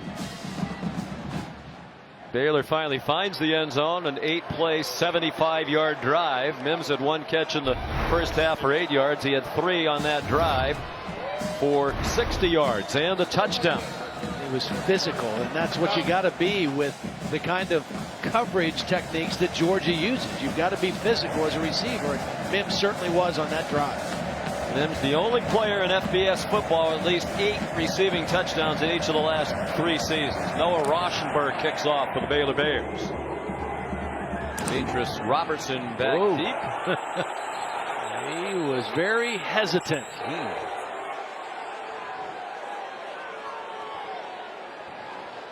There's a replay from our pylon camera. The ball never broke the plane. It is a touchback. The ball be placed at the 25-yard line. Well, we heard Jerry McGinn, the referee, say it didn't break the plane. Let's bring in Matt Austin, our referee, in the booth. What do you think about that, Matt? Yeah, I think Jerry actually misspoke. What he meant to say was the ball did not break the plane coming out.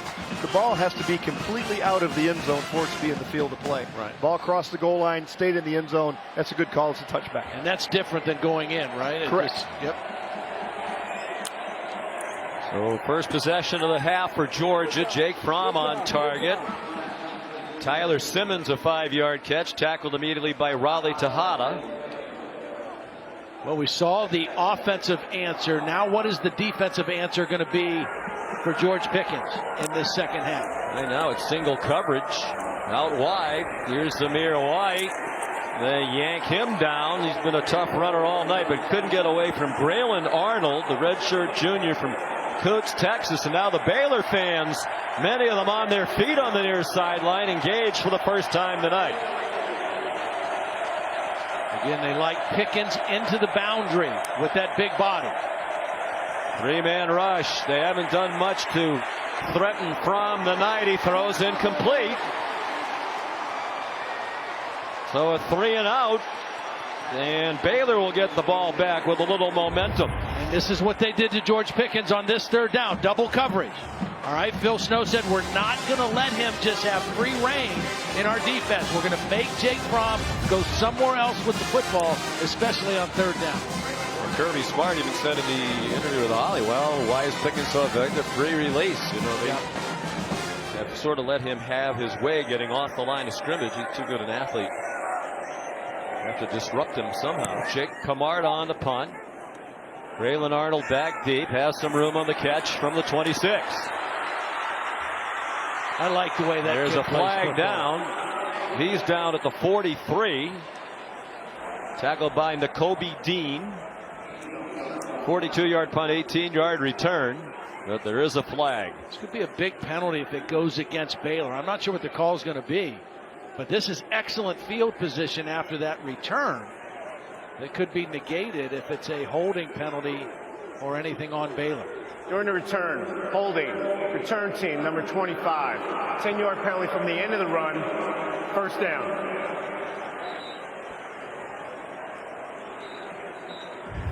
It's Treston Ebner, the wide receiver, running back. There he is. He's tied up with the wide receiver. That he got pulled down by the face mask. The wide receiver, Tyler Simmons for Georgia, had a hold of Ebner's face mask. I don't know how that's holding on Ebner.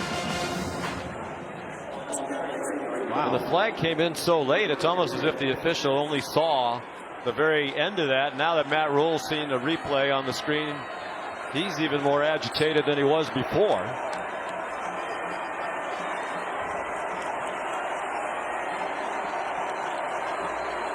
From the 33, still good field position. Play fake by Brewer, immediately in trouble, dumps it off. Josh Fleeks in trouble behind the line of scrimmage and whacked to the ground by Nolan Smith, the true freshman from Savannah. We're going to get a penalty, though, a smack to the head by Malik Herring on the quarterback, Charlie Brewer. He got hit in the face, and this is going to get that yardage back from the penalty on the punt return. Just the second Georgia personal penalty. Foul, roughing the passer. Defense, number 10 with a blow to the head. The 15-yard penalty will be added on to will be from the previous spot. Automatic, first down. It's Malik Herring, and Charlie Brewer did a good job just to get rid of the football because it was immediate pressure. He gets rid of the ball, and there you see right at the end, the left hand hits Charlie Brewer right across the head, and that draws the flag. The pressure was from Nolan Smith immediately. See if Baylor can take advantage of the break in the new field position. Out of the pistol now, JaMycal Hasty is the back. Can he get outside? He did. Tay Crowder runs him down. But they're to the Georgia 46. Here's Holly. Denzel Mims, the wide receiver, came alive for Baylor on that last drive, but he was injured on that play. He took a hit in the very beginning of that series. He's been over on the sideline where they've put an additional padding on his left rib cage down around below his waist, and they have padded him out. They actually had to re-sew a big hole in the back of his jersey as well, needle and thread out on the sideline, but now he's back out on the field. It looked like he landed on the football on that first incomplete pass. Brewer sets on target and dropped by JaMycal Hasty. Would have had a first down. Monty Rice, the linebacker there for Georgia. It looks like he just took his eye off the football at the last minute, either thinking about turning upfield, wanting to see where the sideline was. The third down situation now, 4 of 10. Baylor is on third down. Actually, both teams 4 of 10 right now in the ball game.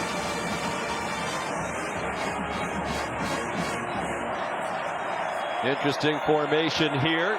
The tight bunch to the right of Brewer. He brings Hasty back to his left hip. He'll try to get Mims singled up on the near sideline. He was. Brewer has a pocket, has a receiver, nice has throw. a first down, or does he? The Georgia defender saying it's an incomplete pass, and it is. Christoph Henley was the intended receiver, guarded by Mark Webb, and it's a good throw. You see Henley, a bigger target, working against a smaller Webb, but the ball gets ripped out. And that's just good physical, tough play by Mark Webb to get that football out. But there's a long way to go in this game. I think Matt Rule, though, feels like we have momentum right now. Let's go for this on 4th down and 4. You like the decision if they do it? I don't like it right now. No. I don't. I think your defense, you put your defense in a real bind here if you don't convert. Had 2 chances to convert, 2 drop passes, and now Matt Rule wants a little more time to think about. The play clock was almost done as well. Baylor, the first of the half. Be a full 10:07 to go. The action heating up here in New Orleans. The Sugar Bowl, brought to you by AT&T and Chick-fil-A. It's the little things that make game day worth celebrating. We mentioned the long, colorful history of the Sugar Bowl. First Sugar Bowl back in 1935. Tulane was undefeated. They defeated Temple, coached by Pop Warner. And then the first game inside this building in the Superdome, 1975, Alabama, number 3, defeated Penn State, number 7, 13-6. This is number 5, Georgia, number 7, Baylor. The action heating up. It was 19-0 Georgia at the half, but Baylor has scored, and Matt Rule leaves the offense on the field to go for it on 4th down and 4 from the Georgia 46. This could actually be a quick kick also. Not ruling out that possibility either. Mims isolated on the bottom of the screen. On DJ Daniel. They are going to run the play. Brewer belted from behind by Azeez Ojulari. They got the ball. It wouldn't have mattered. They took over on downs, but Tramon Walker wound up with it for the fired up defensive coordinator Dan Lanning. Ojulari just beat the left tackle, Connor Galvin. That was one-on-one. He's a speed rusher in a sprinter stance, and he just beats the left tackle to the quarterback. No help on the outside by the back. Charlie Brewer had no idea that pressure was coming. And Georgia takes over on the Baylor side of the 50-yard line. We talked about before. I don't like the decision. It's a defensive game. You expect it to be a defensive game. You're playing one of the field position. You know you're playing one of the best defenses in the country. There's a long way to go. And now you've given momentum perhaps back to Georgia. Here's Kenny McIntosh, the ball carrier. He gets 8 on 1st down for the Bulldogs. Huge play by Ojulari. Brother VJ played at Michigan. He kind of came alive in our game last year here. Had a nice game. Was hurt most of the season. Was able to play towards the end of the year and maybe had his finest game against Texas in the Sugar Bowl a year ago. Chris Miller down on the play for Baylor. Senior playing in his last game. 43rd career start. Grabbing at his right leg. Wild card weekend starts this weekend in the NFL, and it begins on ESPN and ABC Saturday at 4:35 Eastern Time.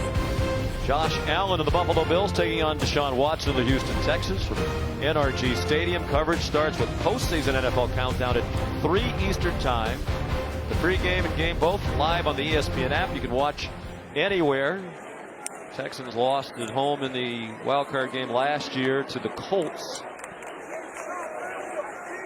And they're helping Chris Miller off the field. What a coaching job Sean McDermott has done with the Buffalo Bills and his staff. That's a team certainly on the rise, back in the playoffs again. And happy to see it. What a great fan base there. They love their Bills. Places. So loyal, so passionate. Good for them. So Miller's out. JT Woods is in, number 22, sophomore. 2nd and short. I mean, this is a good chance maybe to go play action and take another shot at Pickens if they get him isolated. It's McIntosh bouncing outside. And he's run down by Woods, who just came in for Chris Miller. It's a 1st down for Georgia inside the 30. Watch Jamari Sawyer, the starting right tackle, one of the new starters, does a nice job. And he's blocking on Lynch, the Big 12 Defensive Player of the Year. Does a nice job of manhandling him. And McIntosh cuts off his block.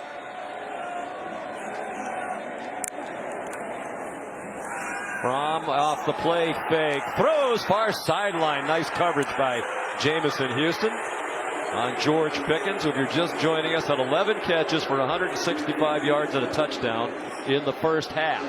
That's the same kind of play and same kind of one-on-one situation they scored the touchdown on. It was a good throw, but that was excellent coverage by Houston. Able to knock that ball away.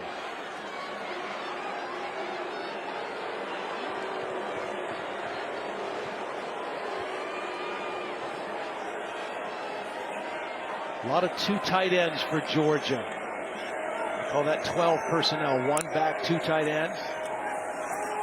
And a nice play. Kenny McIntosh dumped by Jordan Williams behind the line of scrimmage. So the Baylor defense, after they went for it near midfield, trying to force a field goal attempt by Georgia. Good quick read by Jordan Williams. He slipped inside the block. Charlie Warner, the tight end, was supposed to pick him up, but it was such a quick read by Jordan Williams. He didn't get a piece of him. And a negative yardage play on second down. Big for the Baylor defense. Third down and 13. 8.5 to go, third quarter. Again, Pickens out here wide to the wide side. From near side, caught, lunging for the line to gain is Simmons. I think he was out as he was lunging at the 19. And it looks like the field goal unit is coming out. Great look from the camera in the yard marker. Man, that's a perfect throw, too. I mean, there is grabbing and pushing, and that ball has to be thrown to the outside of the receiver, but not out of bounds. That was a perfect placed ball by Jake Fromm.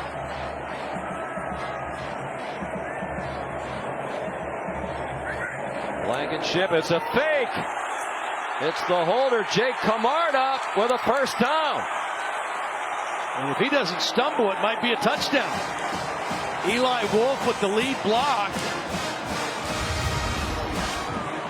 Eli Wolf is the protector on the other side. He becomes the lead blocker. It's perfectly executed. Easily gets the first down. And it could have been a touchdown. Jake Camarda, the punter and holder, delights the Georgia sideline. So the offense still out there. There's Zamir White, powers his way into the end zone for a touchdown.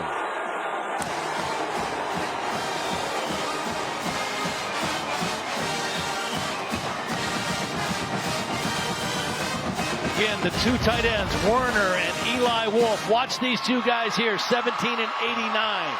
Get out on the perimeter and get key blocks. And then the power of Zamir White takes care of the unblocked defender as he runs right through.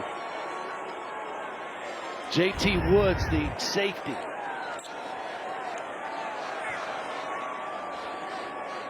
Crowd chants his name in Athens. Zeus, his nickname.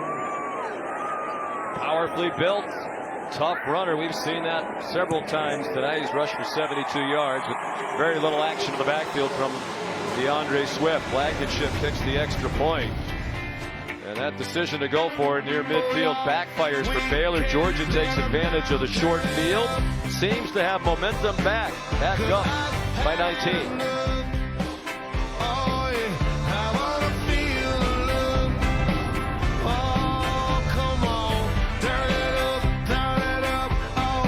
Georgia takes a 26-7 lead after the strong running from Zamir White. What a story of inspiration and overcoming adversity in his young life.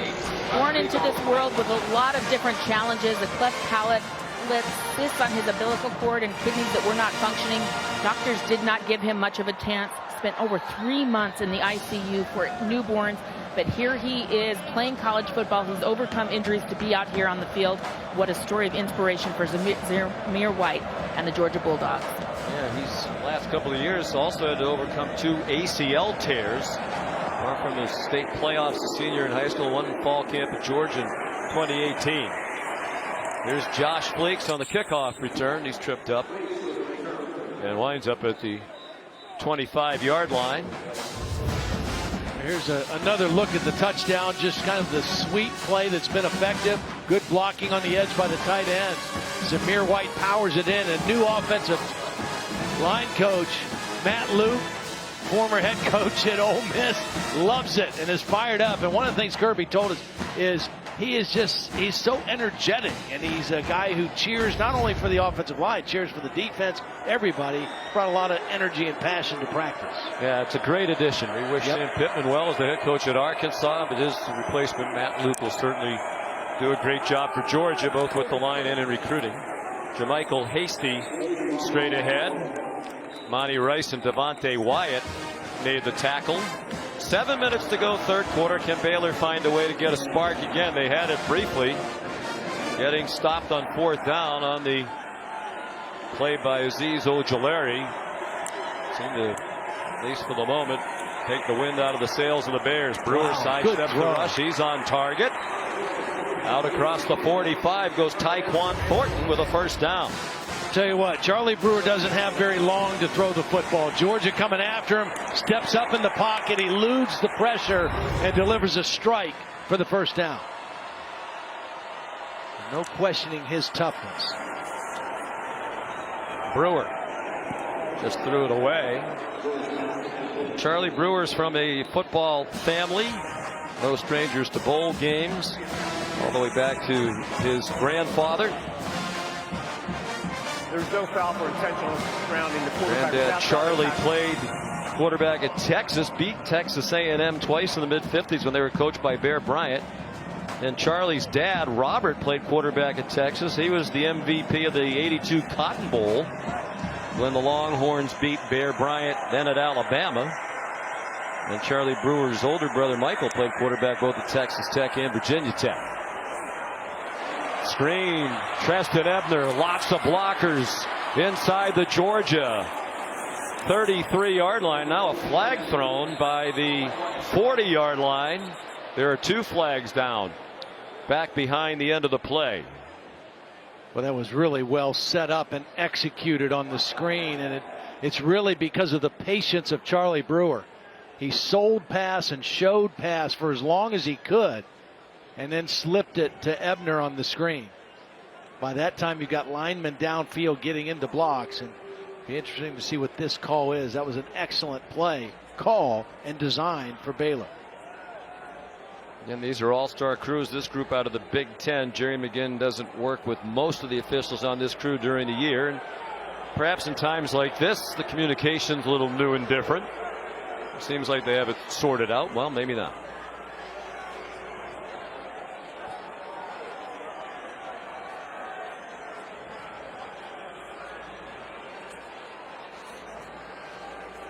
Now the line judge Dan Gallagher in there to add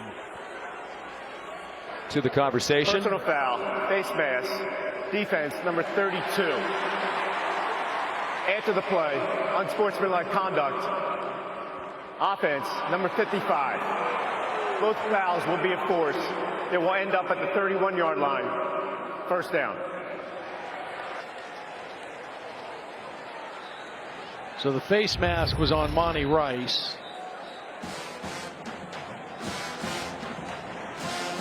Which you can see it's not on the ball carrier, it's on Denzel Mims right there.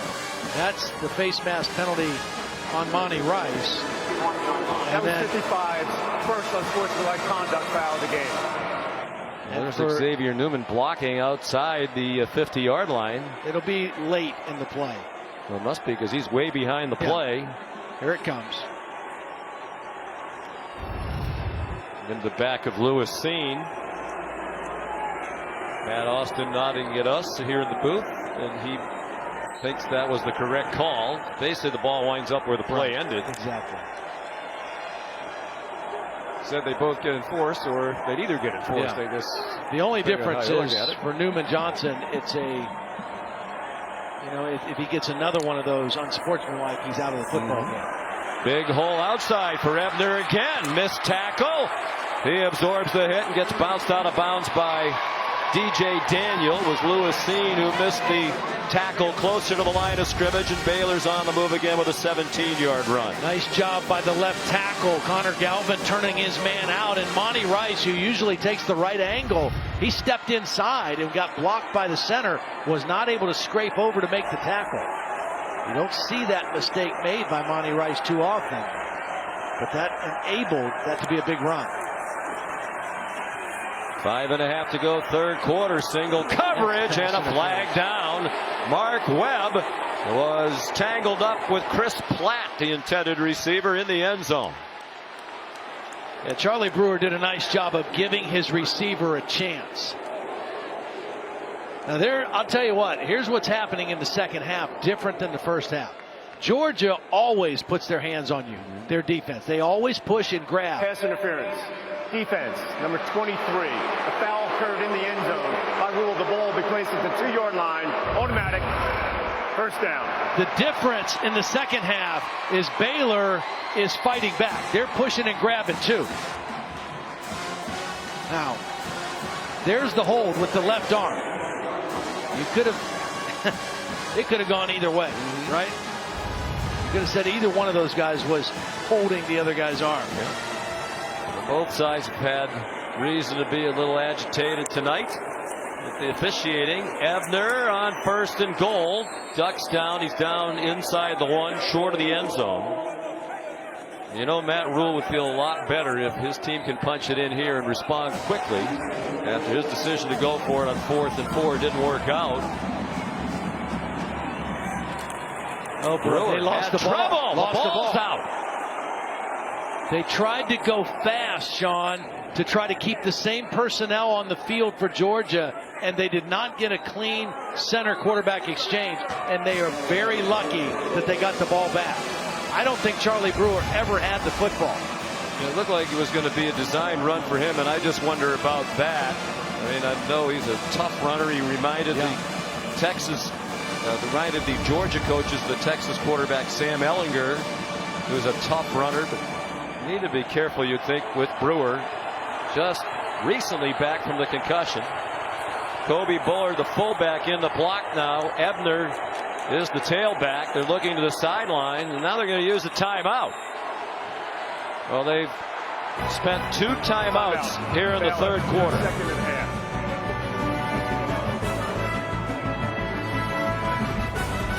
Stream your favorite sports, stories, and series with ESPN Plus, Disney Plus, and Hulu. Get all 3 for just $12.99 a month.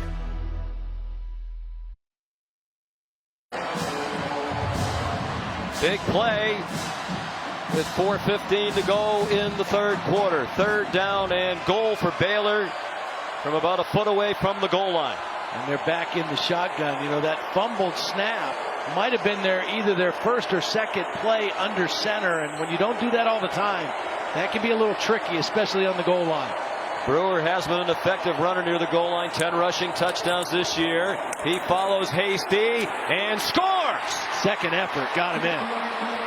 That's reminiscent of Sam Ehlinger from a year ago throughout the Texas quarterback's career.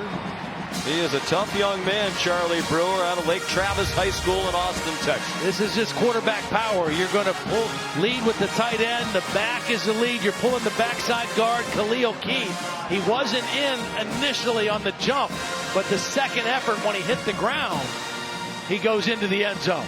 Tough, hard-nosed run by Charlie Brewer. And you see how he had that ball protected with both arms. 18th career rushing touchdown. John Mayers kicks the extra point.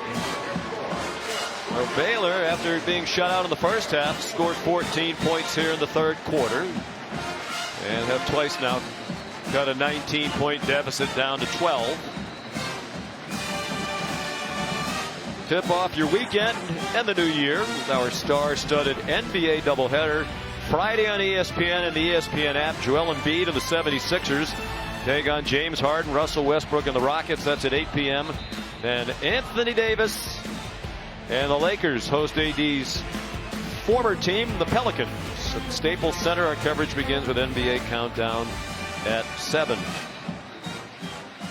And on the subject of the NBA, our condolences to the family of David Stern, the longtime NBA commissioner for 30 years. Died today as a result of a brain hemorrhage he suffered a couple of weeks ago.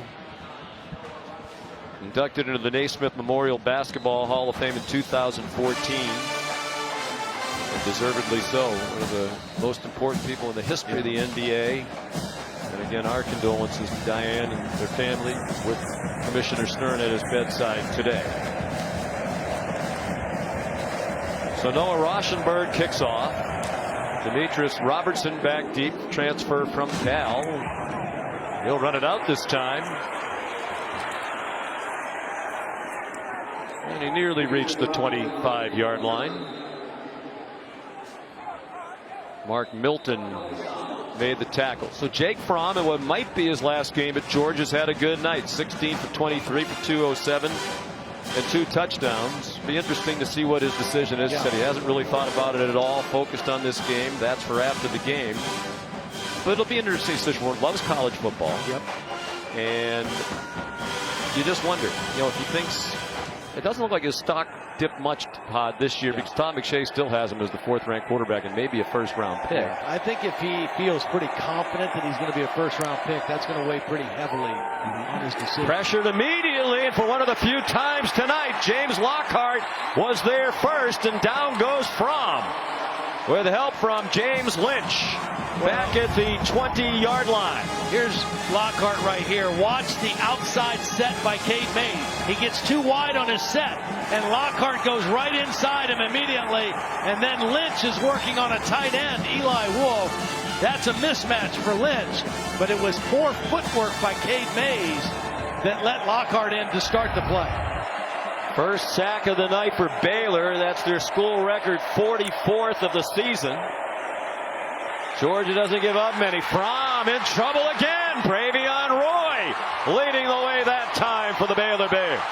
Georgia tried to throw quick. They thought they got a free access throw to Pickens. He showed like he was coming off, but it was tighter coverage. Fromm didn't like what he had there. He wanted to throw to Pickens right now. Didn't like it. And by that time, nothing there in Bravion Roy. Baylor, that goes as a sack, even though Fromm started to run, so no sacks all night long, than 2 in as many plays. Yeah. 3rd down and 17 with 2:45 to go in the 3rd. They've run a lot of draws when they've had 3rd and extra long so far against this Baylor defense. They send Kenny McIntosh out. Here's Matt Landers, and he gets stood up and driven down by Henry Black and Jordan Williams. And the Bears fans fired up as Baylor plays in its 2nd Sugar Bowl. First one way back in 1957. This is one of the big games in Baylor history. Trying to win 12 games in a season for the first time. Here's Jake Camarda on the punt. Braylon Arnold standing back at the Baylor 37-yard line. Big time. Yeah, another good kick. He's had a good night, including the run on the fake field goal for a first down. Long and not returnable along the far sideline. Officials going to mark it appears at the 35. There is a flag down. Sideline warning on Georgia. They're first of the game. There's no yardage assessed. First down. Well, guys, something to keep your eye on here in the late going in this game is the fatigue factor on this Georgia defense. Remember, they're without a substantial amount of guys, and they usually rotate people. They're used to doing that, but guys who are in there playing are being asked to play more plays than they normally would. Kirby Smart said they even did more conditioning in the practices leading up to this bowl game to be ready for this moment. But keep your eye on that Georgia defense. They look like they're getting a little bit tired. Yeah, he thought they were a little fatigued in the first half. Thought Baylor was as well, but the longer this game goes on, the way they like to sub, the more Georgia blitzes. They have a good call against it. Treston Ebner out to the 44. We'll mark him at the 43-yard line, a gain of 8. Mark Webb and Richard LeCount made the tackle. With some really nice adjustments offensively for Baylor. They had 97 yards in the first half of offense. Didn't look like they could amount anything. No explosive plays. Jeff Nixon calling the plays, and that time Monty Rice does enough of that. He drops Jamichael Hasty back inside the 40. Perfectly timed his pressure. He's right here. He doesn't show blitz until the last minute. Comes right through that gap, and the quickness gets right to Hasty. Unblocked. Made it relatively easy for the junior out of Huntsville, Alabama. Second team all-conference this year. There's 3rd down, nearly 6. Mims in the boundary right here.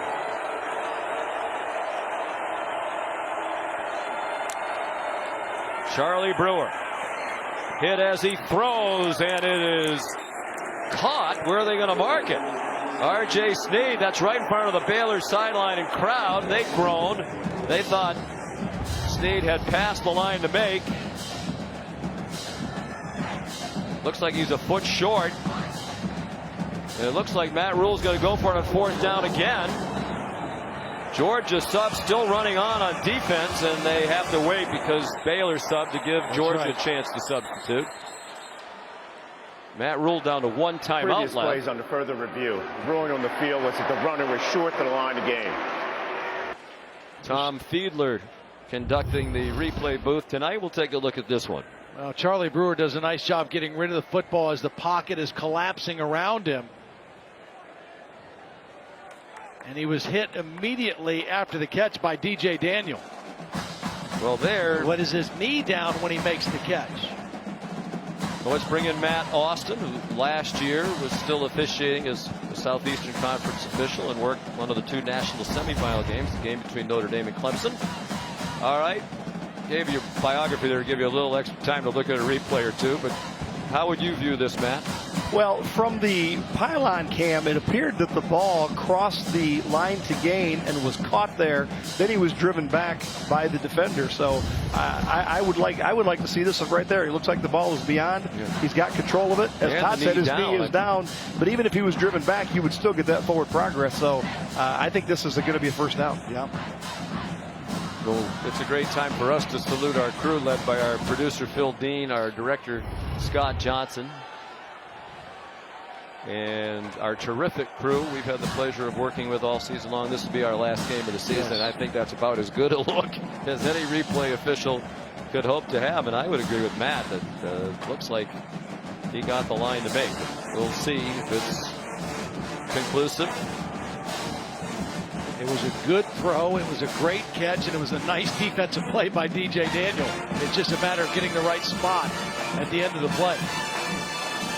Final seconds of the 3rd quarter. Wasn't much engagement from the crowd in the first half. Georgia had its way.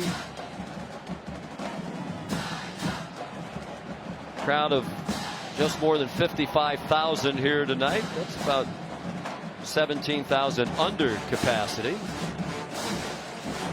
After further review, the receiver did make the line to gain past the 45-yard line. It'll be 1st down. Clock operator, please reset the game clock to 42 seconds. 4-2. Thank you. And now Matt Rule doesn't have to make another tough decision whether to go for it. It looked like he was going to send the offense back out there to go for it on 4th and inches. Now it's a new set of downs. Much different Baylor team offensively here in the 3rd quarter than what we saw in the first half.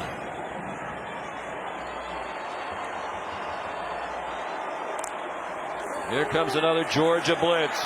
Brewer in retreat and throws incomplete. Arm going forward as Tay Crowder arrived. Just the speed, Sean. And this is a screen. They're trying to set up a screen to Ebner, but Crowder gets on Brewer so quickly that they can't even get the screen pass. Watch the linemen. They're going to go set the screen for Ebner. And Charlie Brewer can't even get rid of the football. Now, Ebner was slowed getting out of the backfield by a Georgia defender as well. Tay Crowder is a guy who came to Georgia as a running back originally, was moved to linebacker. Has had some big games for this Georgia defense this season. Had a huge play in their win at Tennessee, which we saw in person, a scoop and score and a 60-yard fumble recovery. Devontae Wyatt, defensive lineman, junior from Decatur, Georgia. Junior college transfer from Hutchinson in Kansas. Now sitting up.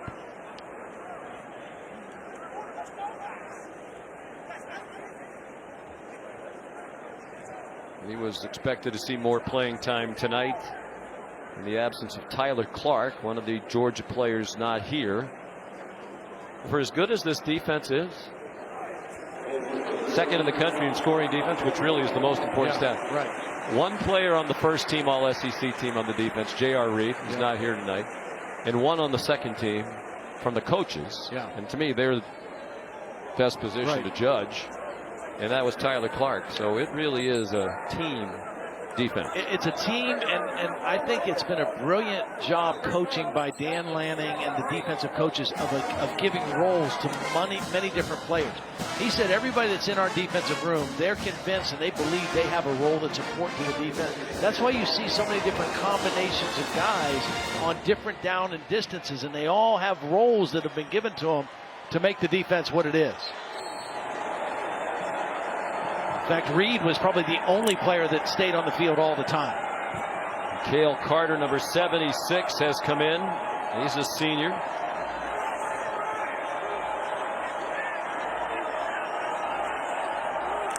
Second and 10, half-minute to go.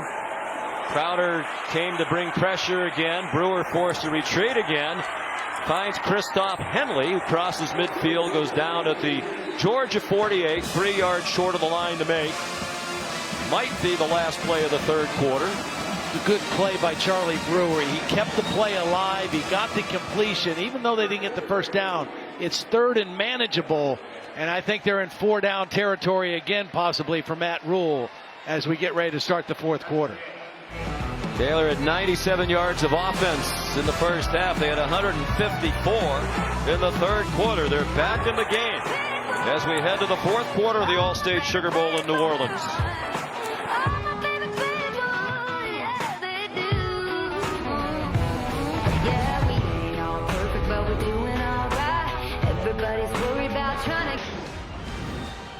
Time for tonight's Allstate Mayhem moment. Todd, I haven't seen this before. Right at the end of the quarter, the Baylor team came over to talk to the coaches for a minute. And I don't know if Matt Rule sent them down there, but they went down to the student section, almost as if they were imploring them to create a little mayhem, and came to the near sideline where there are more Baylor fans behind their bench. And the Georgia said, okay, you can do that. We're going to put on a little light show between the third and fourth quarter. Great atmosphere. It's not a sellout crowd, but they're fully engaged now, and they're watching what's turned out to be an entertaining game. Here's 3rd and 3 for Baylor. First play of the fourth quarter. Twice down by 19. Trailing now 26-14. They're at the Georgia 48. Perhaps in 4-down territory. Charlie Brewer's pass batted up in the air and incomplete. They continue to bring rushers from deep at Brewer. For the most part, it's been effective. Malik Herring batted it out of the air. Yeah, he was looking for Christoph Henley, his tight end in the middle of the field. And Malik Herring gets that left hand on the football and knocks it away. And this time, rather than go for it on 4th down and 3, Matt Rule's deciding to punt and try to play field position. Or do you have a fake punt? You could. In your arsenal. We saw Georgia execute a fake field goal effectively. Georgia looks like they're in a safe position. Both punters have been very good tonight. Isaac Power. It's batted down at the 1-yard line. Perfect. Mark Milton with excellent work. And a perfect punt by Isaac Power. It just matters where the ball is. Milton, the first guy, gets there, knocks it back. It hasn't crossed. Excellent work. Milton was the first guy. J.T. Woods the second guy to knock it out. You can't do it any better. Now you count on this rugged Baylor defense that's been kind of the strength of your team all season to get a 3-and-out deep in Georgia territory. Big special teams played by Baylor. As we said, they make a lot of them. Very well coached on special teams by Mike Saravo, who's been with Matt Rule back to Temple. When they turned the Temple program around, they've done the same thing here at Baylor in 3 years. Don't be surprised to see a deep play action shot on 1st down. And it is a play fake from almost from the back line of the end zone. A little too long for George Pickens. You know, most people think when you're that far back, you got to just get the ball out. You run the football. A lot of times it's good to take a shot like that on 1st down. Again, I think one of the big stories of the night, the fine offensive line play by Georgia tonight without their 2 starting tackles. Both of them are getting ready for the NFL. This line patched together by Kirby Smart. The new offensive line coach Matt Luke's done very well against one of the best sack teams in the country. The Big 12 Defensive Player of the Year up there is number 93, James Lynch. Zamir White within 3 of a first down, wrestled down by Chris Miller back in the game after he left for a while earlier. Here's another critical play. 3rd down. Georgia's not converted on its last 4 3rd downs. Tell you what, Zamir White is running with some physicality. I mean, he is breaking tackles. That time he broke an arm tackle of defensive end James Lockhart. Wouldn't be surprised if it's an inside handoff to him again. Everybody on the Georgia defense standing up. Fromm looking to the sideline. So unusual to see 3 defensive linemen all in a 2-point stance on a 3rd down play. Fromm out of the end zone. Far sideline wide open. Tyler Simmons. Big play for Georgia. Out across the 30-yard line. Yeah, not exactly sure what the coverage. There was double coverage on George Pickens on the short side, but a little bit of a miscommunication on the wide side of the field in terms of who was going to cover the deep third. The corner went deep. There was no underneath defender, and an easy throw and catch and a read by Jake Fromm. And when you're rushing 3 and dropping 8, you shouldn't be been as wide open as he was. Simmons goes in motion. Giving it to him a couple of times. Now Zamir White powers ahead. Terrell Bernard made the tackle for Baylor. And DeAndre Swift comes in. And we've only seen him run it inside one time. They had him in to run the flea flicker. They had him in to throw down by the goal line. Give him credit. In this day and age, a lot of players, especially with a bright NFL future, wouldn't have played in this bowl game. Looked like James Lynch was offside. Yeah, and he made contact. Offside. That's why they stopped the play. Defense. Number 93 with contact. 5-yard penalty. 2nd down. Well, this Georgia offensive line's done a nice job holding him in check. Big 12 Defensive Player of the Year, unanimous first team all conference. One of the 5 finalists for the Ted Hendricks Award as the top defensive end of the country. That was won by Chase Young of Ohio State. First team All-American. And we haven't called his name very much tonight. 2nd down and 2. Zamir White. Nice hold. Good run. 1st down. 45-yard line. Nice double team by the right tackle Sawyer and the tight end. They're just running power football inside. They've got nice yardage on the sweep type plays. And right now at this point in the game in the 4th quarter, they want to try to keep powering it inside with Zamir White. Mostly all 2 tight end formations for Georgia here in this ball game. Mari Salyer getting just his 2nd start of the season at right tackle for Isaiah Wilson, who had started 24 games in his career. Opted not to play tonight. Drop pass. Zamir White open in the flat. It'll be 2nd and 10 with 12 minutes to go. Georgia has led throughout, leads 26-14. Those are the plays where you really miss DeAndre Swift. I mean, he's such a great receiver out of the backfield. The coverage went with George Pickens, and you can see DeAndre saying, dude, you make that, you got a lot of room to run. Swift has 24 catches on the year. He's their 4th leading receiver on the team. Kenny McIntosh, the running back now. From fake to him. Pickens, nifty moves after the catch. Wow, what and lunges forward for what looks to be a 1st down.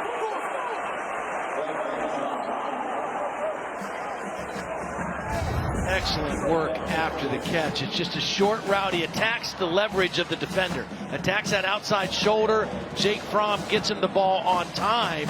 And then you just see the toughness and the strength working for extra yardage.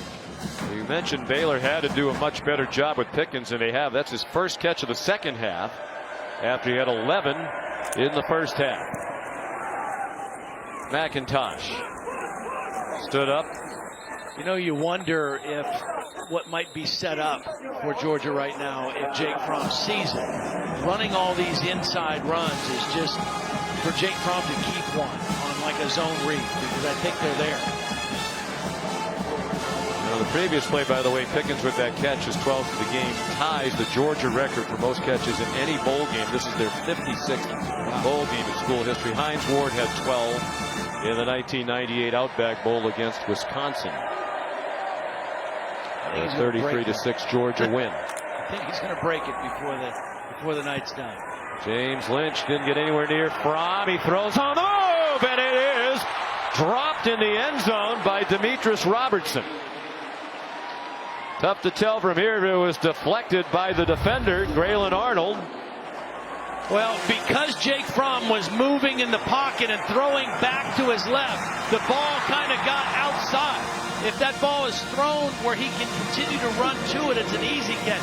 Should have been a catch, was not a catch, but it was a little bit harder because Jake Fromm was rolling to his right and throwing back to the left. That looks like a lot of the year for Georgia. Yep. You know, Kirby Smart said Fromm's completion percentage, which is down about 7% from last year, wouldn't be much different this year had they not dropped so many balls. Fromm, finally James Lynch introduces himself. Sack back at the 48-yard line. Well, he just overpowered Mays right here, the left tackle. Now Kinley, the left guard, is there to help, but doesn't really do a good job helping his left tackle. And Lynch just power bull rush that time on his way to the quarterback, forcing the punt. That could have been a touchdown on second down. They get a sack on third down, and now Baylor will get the football back. 47 sacks. They had 25 all of last season. Jake Camarda, under 10 minutes to go. Plus 22 in sacks and plus 20 in turnovers from one year to the next. That's pretty good.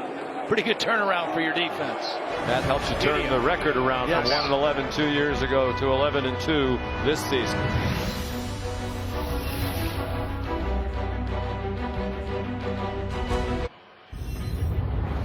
Monday, January 13th at 8 Eastern time on ESPN and the ESPN app, the College Football Playoff National Championship game presented by AT&T. And what a matchup right here at the Mercedes-Benz Superdome in New Orleans. Number 1 LSU, number 3 Clemson. Clemson's won 29 straight, LSU 15 in a row, led by the Heisman Trophy winning quarterback Joe Burrow, who was unbelievable in their semifinal win against Oklahoma. Baylor down by 12 after the play fake, deep throw. Charlie Brewer trying to hit Denzel Mims in stride. It was a little bit too long. Here's Holly.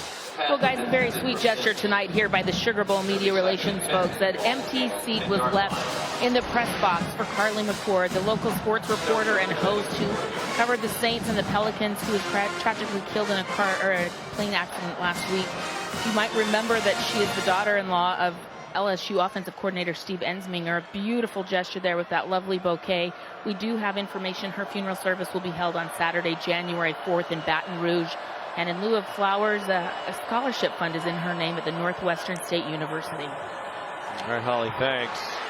Very touching indeed. Charlie Brewer pulls it down, runs all the way for a first down. We also want to point out that a similar thing happened today at the Rose Bowl in honor of our friend and colleague Ed Ashoff, who also passed away at the age of 34. The Rose Bowl people left an empty seat in the press box for Ed, who would have been there covering that game. And our hearts continue to ache for both families, for all the victims of that plane crash and their loved ones.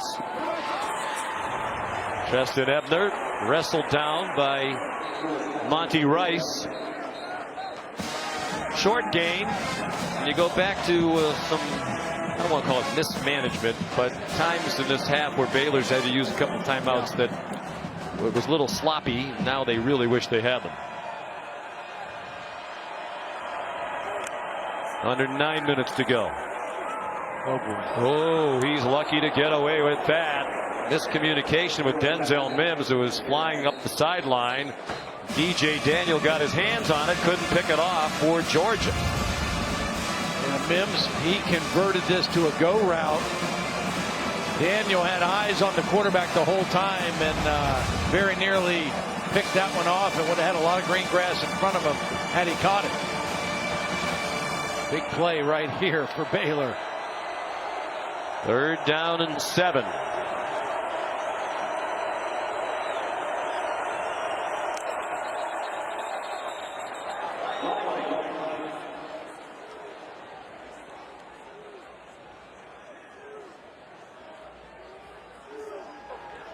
False start. Offense. Number 52, 5-yard penalty, remains 3rd down. So costly. I mean, you know, from 3rd and 7 to 3rd and 12. You have a 12 yards to gain. It means your quarterback typically has to hold on to the ball a little bit longer. Season high 90 penalty yards now. Previous high was 83 in mid-October against Texas Tech.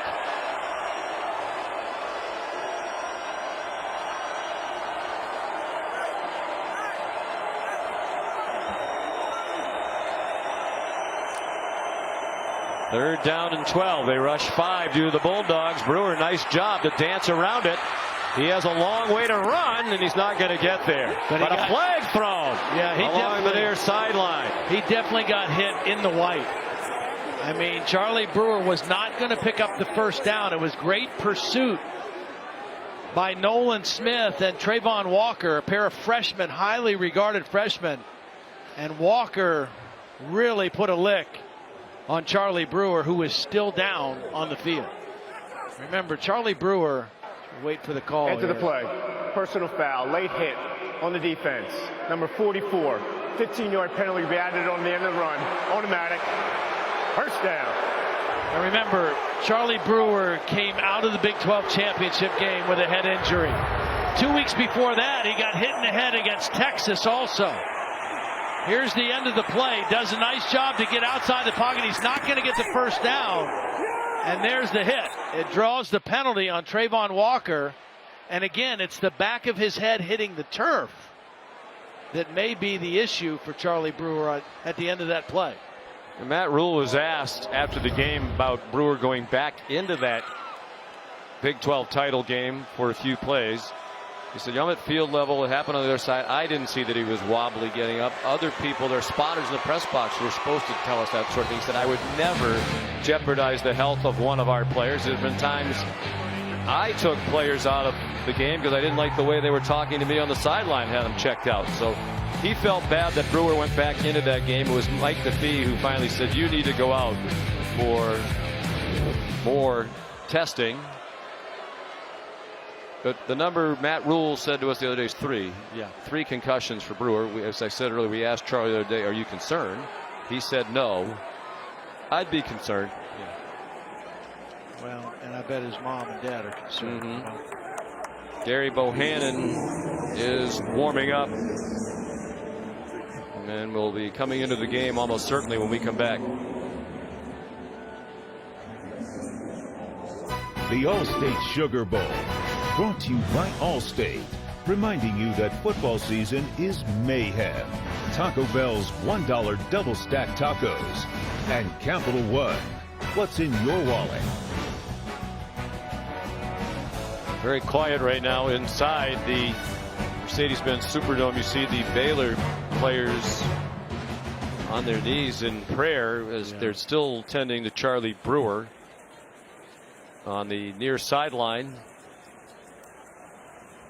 As you can see, he is sitting up. Holly Rose says he's been moving. He has been communicating. But he told us after the concussion against Oklahoma December 7th, he spent about a week in a dark room. He doesn't remember much about it, and I'm fearful, Todd, that he's going to have the same experience here. You see kind of the dazed look as he was looking around the building. Well, they're taking each step very slowly and very carefully, and as they should right now, before they got him off the ground, before they move him.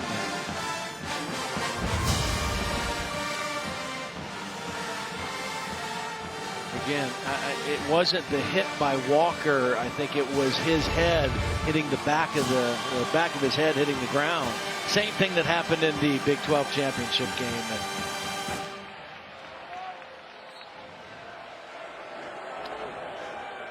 So we have Gary Bohannon, who was the second quarterback who came in that Big 12 championship game as well.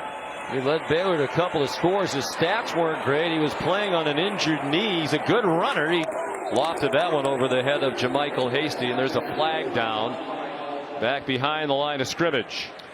When we saw Bohannon in the Big 12 championship game, he had a little bit of a knee injury. Offense, number 76. Had a little bit of a knee from the Kansas game, so he wasn't completely as effective as he could be because of that. And then we also saw Jacob Zeno, their third-team quarterback, who was the scout team quarterback all during the week. And he came in and made a couple nice throws in the fourth quarter, and then in overtime he just couldn't finish the deal. Jacob Zeno, a true freshman, had played in only one game all year, thrown into it at the end, and you saw only 2 completions, but both were huge gainers, and he demonstrated a rocket arm. He was a very highly recruited player out of high school in San Antonio. NFL caliber arm for sure. Yeah, one was, I think, an 81-yard touchdown. The other one was a 78-yard completion that set up a field goal. Baylor fans down below us cheering for Charlie Brewer as they put him on the golf cart to take him off the field. JaMycal Hasty stacked up and driven back, led by Tay Crowder. Well, now the other thing that Bohannon has to kind of have, and here comes Zeno, they're going to play both these guys, I think. I don't think this is a permanent switch. I think they're going to kind of go back and forth, knowing that Zeno maybe has a little better arm, a little livelier arm, and Bohannon gives him a little bit more of a dual threat. I think we'll see both of them here the rest of the time for Baylor.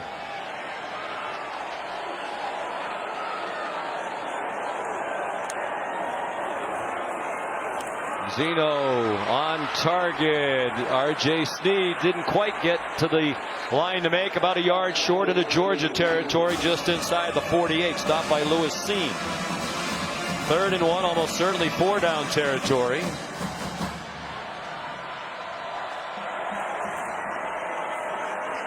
Hasty, first down with a yard to spare to the Georgia 46, but we're more than midway through the fourth quarter now. Baylor still down by 12.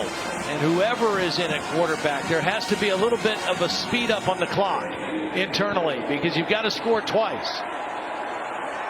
6'1", 204, freshman out of San Antonio, Texas, John Jay High School. Jacob Zeno. Hasty in trouble and swung down by Malik Herring for a loss of 3. Still trying to run the football. Herring is going to make a quick inside move, beats the left guard, Khalil Keith. Again, the quickness of this Georgia D. Their defensive linemen, all very athletic, all very quick, and they rotate him to try to keep him as fresh as possible. But I bet this is the most snaps Herring's played in a game in quite a while. Still stuffing the run, as the Bulldogs have all year long. Zeno tucked it down, didn't get back to the line of scrimmage. Herring there again with Devontae Wyatt.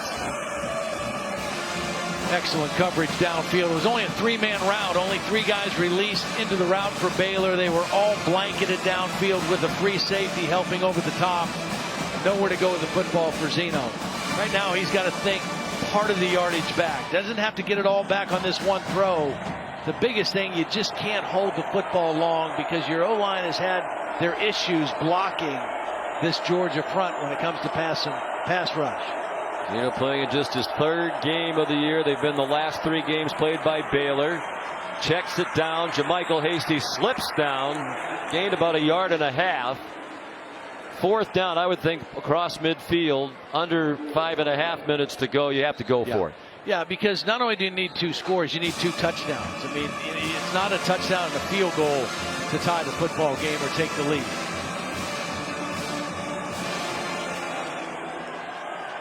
And the operation is slow, and I think that's one of the negatives of having an inexperienced freshman in the game right now. They rush 5. Zeno! Down he goes, back behind midfield.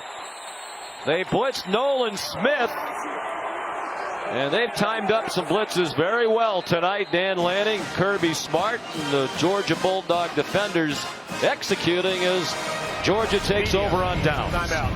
Yeah, they had a couple blitzes. They're going to bring Nolan Smith. They're also going to bring a guy off the slot. They're very creative. They're very exotic on 3rd down. And they get to the quarterback, Zeno, for another sack.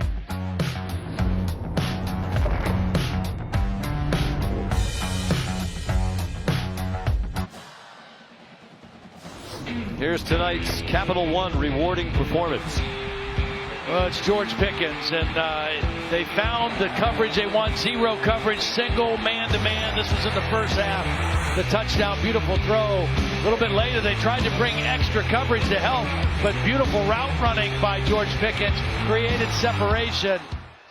He's been outstanding all night. There's Tyler Simmons in motion again and taking the handoff. He gets about 4. So under 5 to go, only 1 timeout for Baylor. You'd think Kirby Smart's priority here is running the clock. I think he just pointed to the clock right there to his wide receiver, saying, look, the clock's on our side right now. We got a 2-score lead. Take our time. Now he's got the right quarterback to manage this at this point. Jake Fromm will not snap the ball until they get well inside 10 seconds, probably closer to 4 or 3 seconds on the play clock. He's been here, done this a lot. His 42nd career start. Zamir White done a very nice job tonight with DeAndre Swift limited. Picks up another first down. There is a flag down. I think they're going to get the right guard, maybe Warren Erickson. Offense, number 50.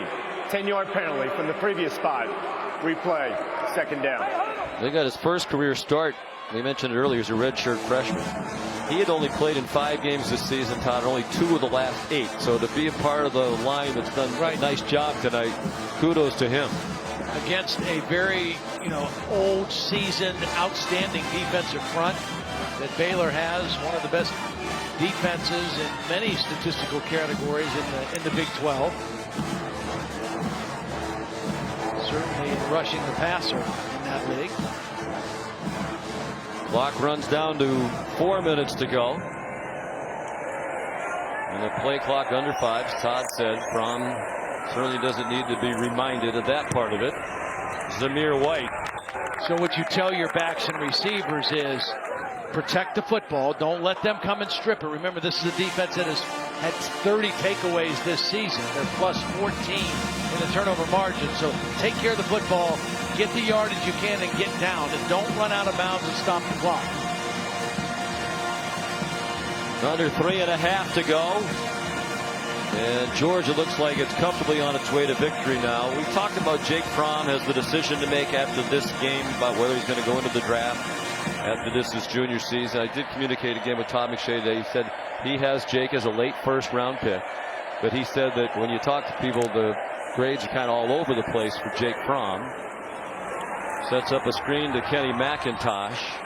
He loves college football. The coaches told us he's not really a fan of NFL football. He watches college football. When they say, hey, did you see the throw Aaron Rodgers made the other day? He said, no, I didn't see it. He really watches it. But I think if he's a first-round pick, you're coming back next year, perhaps. We'll talk about it more when we come back. The music means Kayate.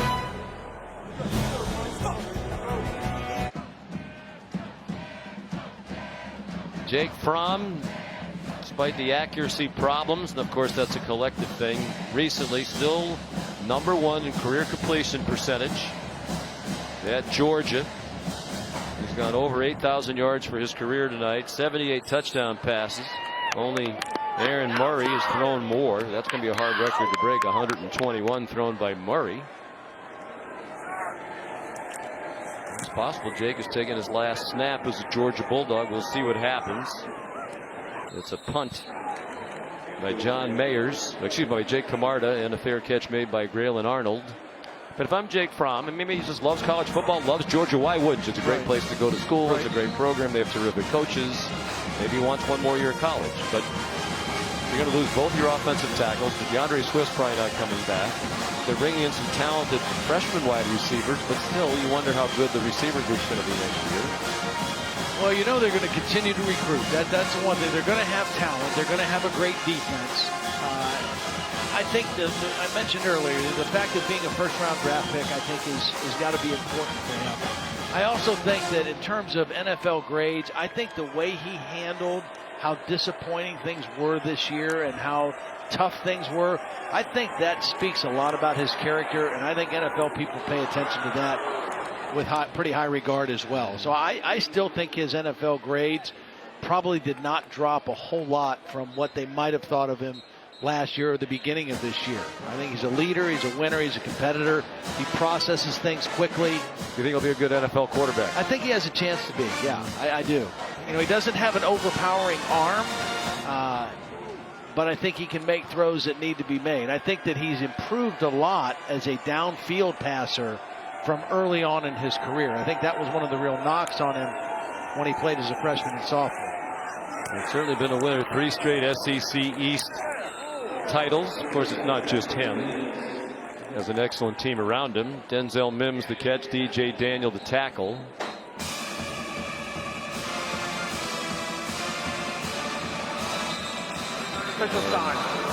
Denzel Mims, the right arm issue.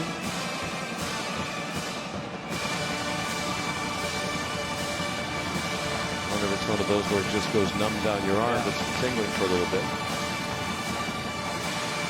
Will be a disappointing first trip to the Sugar Bowl for Baylor since 1957. You know, Matt Rule told us Zeno gets hit as he throws, still got it off to Treston Ebner.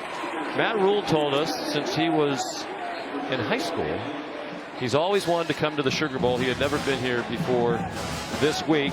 He grew up in New York City, but moved to State College, Pennsylvania when he was in high school. Became a big Penn State fan and watched Penn State win one of the big games in school history in January 1st of 1983 here in the Sugar Bowl against Georgia. When a certain quarterback threw a long pass to Greg Garrity. He said that play is still etched in his mind. It is for Vince Dooley, too. You saw absolutely the legendary coach before the game, and he said, I still remember you throwing that pass down the sideline. He said, what was that kid's name again? Garrity? I said, yeah, Greg Garrity. He said, he was a walk-on, wasn't he? I said, yeah, he was. Matt Rule went on to play at Penn State as a walk-on for Joe Paterno. Zeno's throw incomplete. Looking for Jared Atkinson.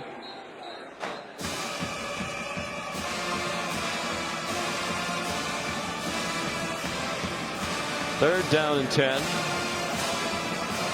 You said, of course, your team won the national championship in that victory over Georgia. First-round pick, or an academic All-American. You won a lot of games. You said that Sugar Bowl, that was the highlight of your life, winning the national championship here. Well, it was, football playing and you know, winning a championship and all the work you put into it. And of course, we'll have another national championship decided in this same building on January 13th. And it's the ultimate, you know, for a college football player. It's the highest achievement as a team player that I ever was a part of, and very, very special. There's no foul for intentional grounding. The quarterback was outside the pocket. The pass crossed the line of scrimmage. Fourth down. Boy, Malik Herring has really dialed up the pressure. He has. Number 10 here in the second half. Nolan Smith, some well-timed blitzes. You know, he's one of those guys, a little, you know, as he has developed, he's going to be an NFL guy. You know, I mean, they talked about Tyler Clark being the most right now NFL guy. Herring is a guy who is developing into that. He's got the kind of body and quickness that NFL teams like. Zeno on 4th and 10, intercepted. Picked off by Richard LeCounte, his second of the night. Kirby Smart's telling him, get down. Everybody's saying, get down. He said, I'm going to run over and see my peeps instead. Kirby Smart wanted to celebrate with him, and once he went leaping over the bench, LeCounte was kind of out of range for the coach. I'll tell you what, watching Dan Lanning and Kirby Smart, every single defensive play, how hard they coach, every play they are coaching and instructing and giving hand signals. And now they get the fruits of victory at the end with that interception.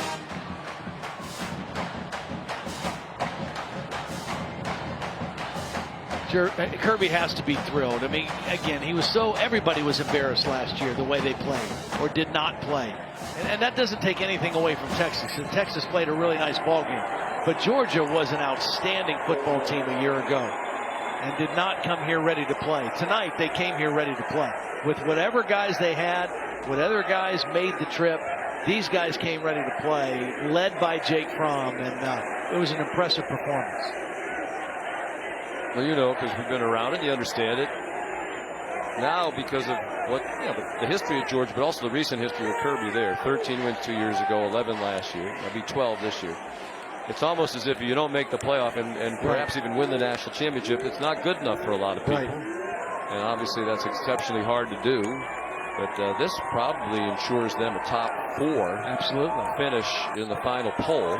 Well, and the other thing it does, a win here allows this senior class to tie for the most wins in Georgia history with 44. And it also means Georgia under Kirby is now would be 8-4 against top 10 opponents. I mean, that's, you know, winning a lot of big games against quality opponents. He has done a marvelous job in his time at Georgia, and they're not going anywhere. They're built to last by the way that they're recruiting. And Fromm takes an E. They get Kirby Smart with the bucket, and they do match the group from 2005 as the winningest senior class in Georgia history. That bunch went 44-9. This group will finish 44-12. Obviously, they play more games these days with the conference championship game and the playoff. Congratulations to the Georgia Bulldogs, winners of the Allstate Sugar Bowl 26-14. Here's Holly.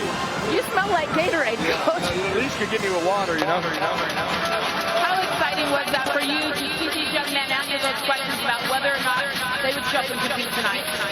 Well, it says so much about these kids' character. You know, since we got to this bowl site, I've never had this happen in my whole career coaching. We didn't have one guy late to a meal. We didn't have one guy late to a bus. We didn't have one guy late to anything. And I knew right then, these kids wanted to play in this game. You guys had a terrific defensive performance. Tell me about that last pick by Richard LeCounte. Jumps over the bench. You're trying to tell him to get down. He had other ideas. No, he did a great job. We knew when 25 was in, he was a big gas route guy down the middle, and we had one of our coaches actually calling it out for him, taking 25 down the middle because we were in split safety, and Richard did a great job keying it and getting a pick.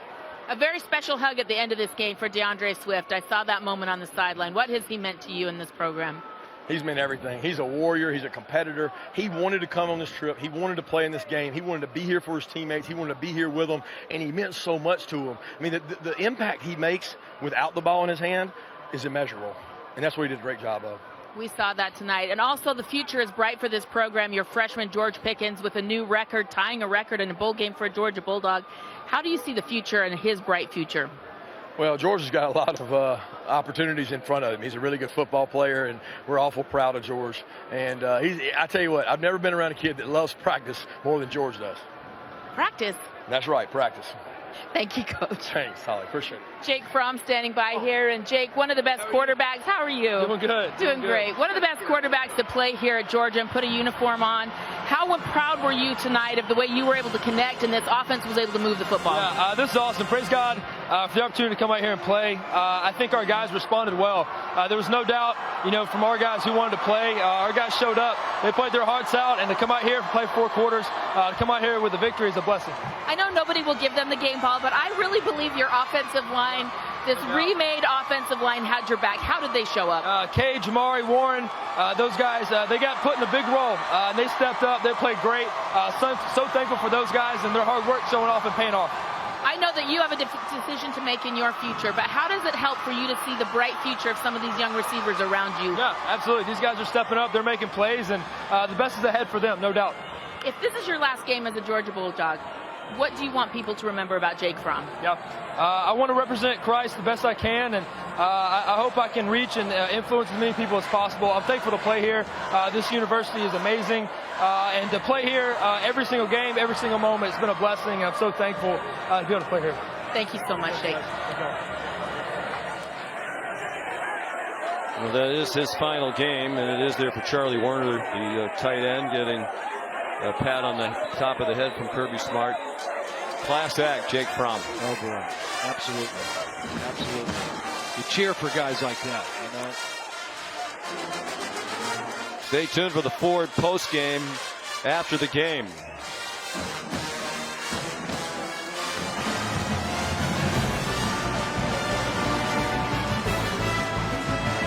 Georgia wins 26-14. Stay tuned for Sports Center in the Ford post-game trophy ceremony.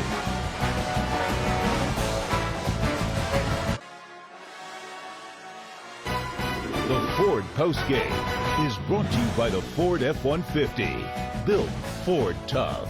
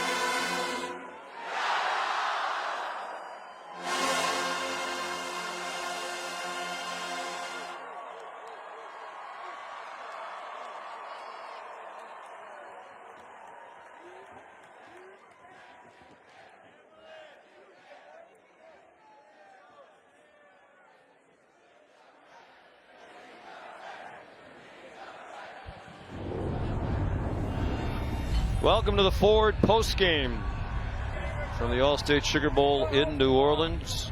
Georgia, the winner, 26-14 over Baylor. It has to be a very satisfying win for Kirby Smart after what happened here last year. He said, more than the result, I care about how well we play. Will we play hard? Will we hit hard? Will we play with focus? They did.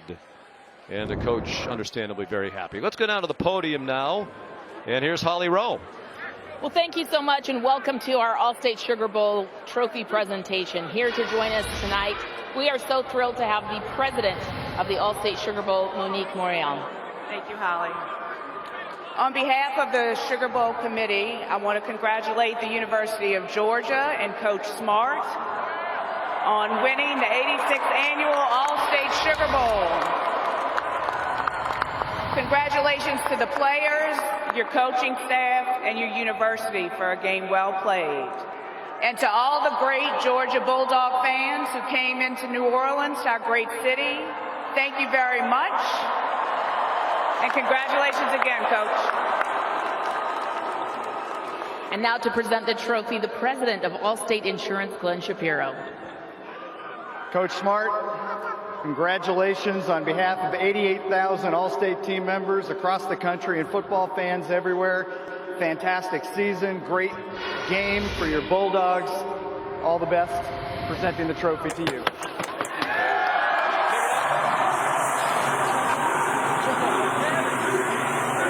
Oh, good job! That's real. That is heavy. Okay, they said it's too heavy to pick up, but Kirby Smart, you were able to pick it up. I'm so proud of you right now.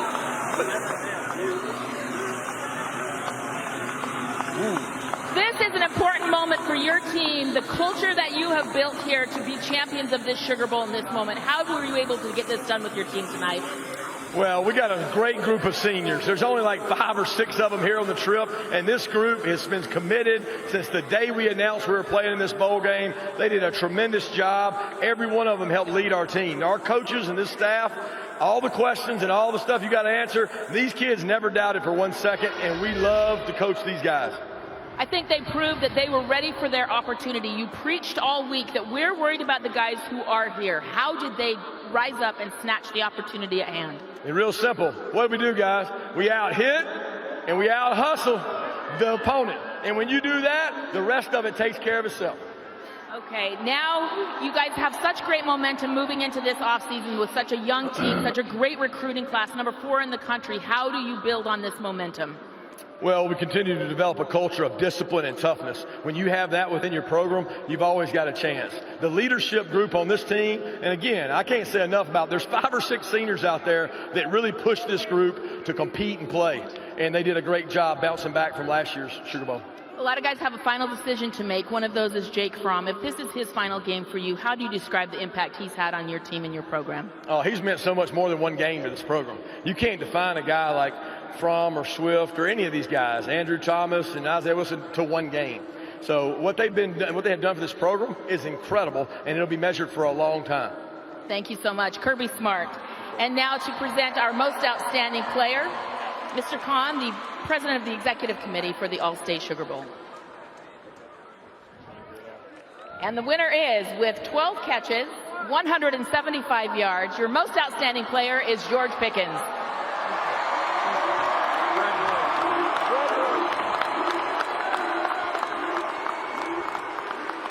George, you tied a Georgia record for 12 receptions, being the most anyone has ever had in a bowl game playing for Georgia all these years. How were you able to be so effective, 11 of those coming in the first half? First, I want to give credit to God, but my offensive line is amazing. My quarterback is amazing. I love this team, the defense. That's how I was able to get to what I was able to get to, because the defense and the offense stepped up big time. I know your offense has had criticism at times this year, including the wide receiving crew. How important was it for you guys to show up and show out tonight? I mean, it was very important. I mean, we come in as a team collective, so when the team does good, everybody does good. So we all come in together, and just credit to everybody out there. By the way, all these guys, if you put the camera on all these guys, I love them to death. Put the camera on all these guys. They're giving you a little hand signal. What is this they're doing? What is this that they're trying to say to you? That's like a motto we got in the locker room. Everybody know the ooh, ooh, ooh, ooh. Yeah. Okay, the future is bright for you guys. How do you grab this moment in time and this productivity and parlay it into next season? Just keep working. Chop wood. That's what they instilled in us from the beginning of the season. So we're just going to chop wood this next season and chop wood forever. You know his name now, a freshman. George Pickens is your most outstanding player of the Sugar Bowl. Congratulations, Kirby Smart. Congratulations, University of Georgia. And thank you for everyone who came for our 2020 Sugar Bowl. It has been unbelievable. The Allstate Sugar Bowl thanks you for coming. Congratulations. All right, Holly, thank you very much.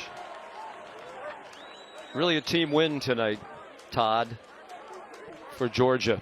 Yeah, absolutely. I mean, fun game to watch, fun game to see Jake Fromm have fun playing football again. We'll have more from New Orleans in a moment.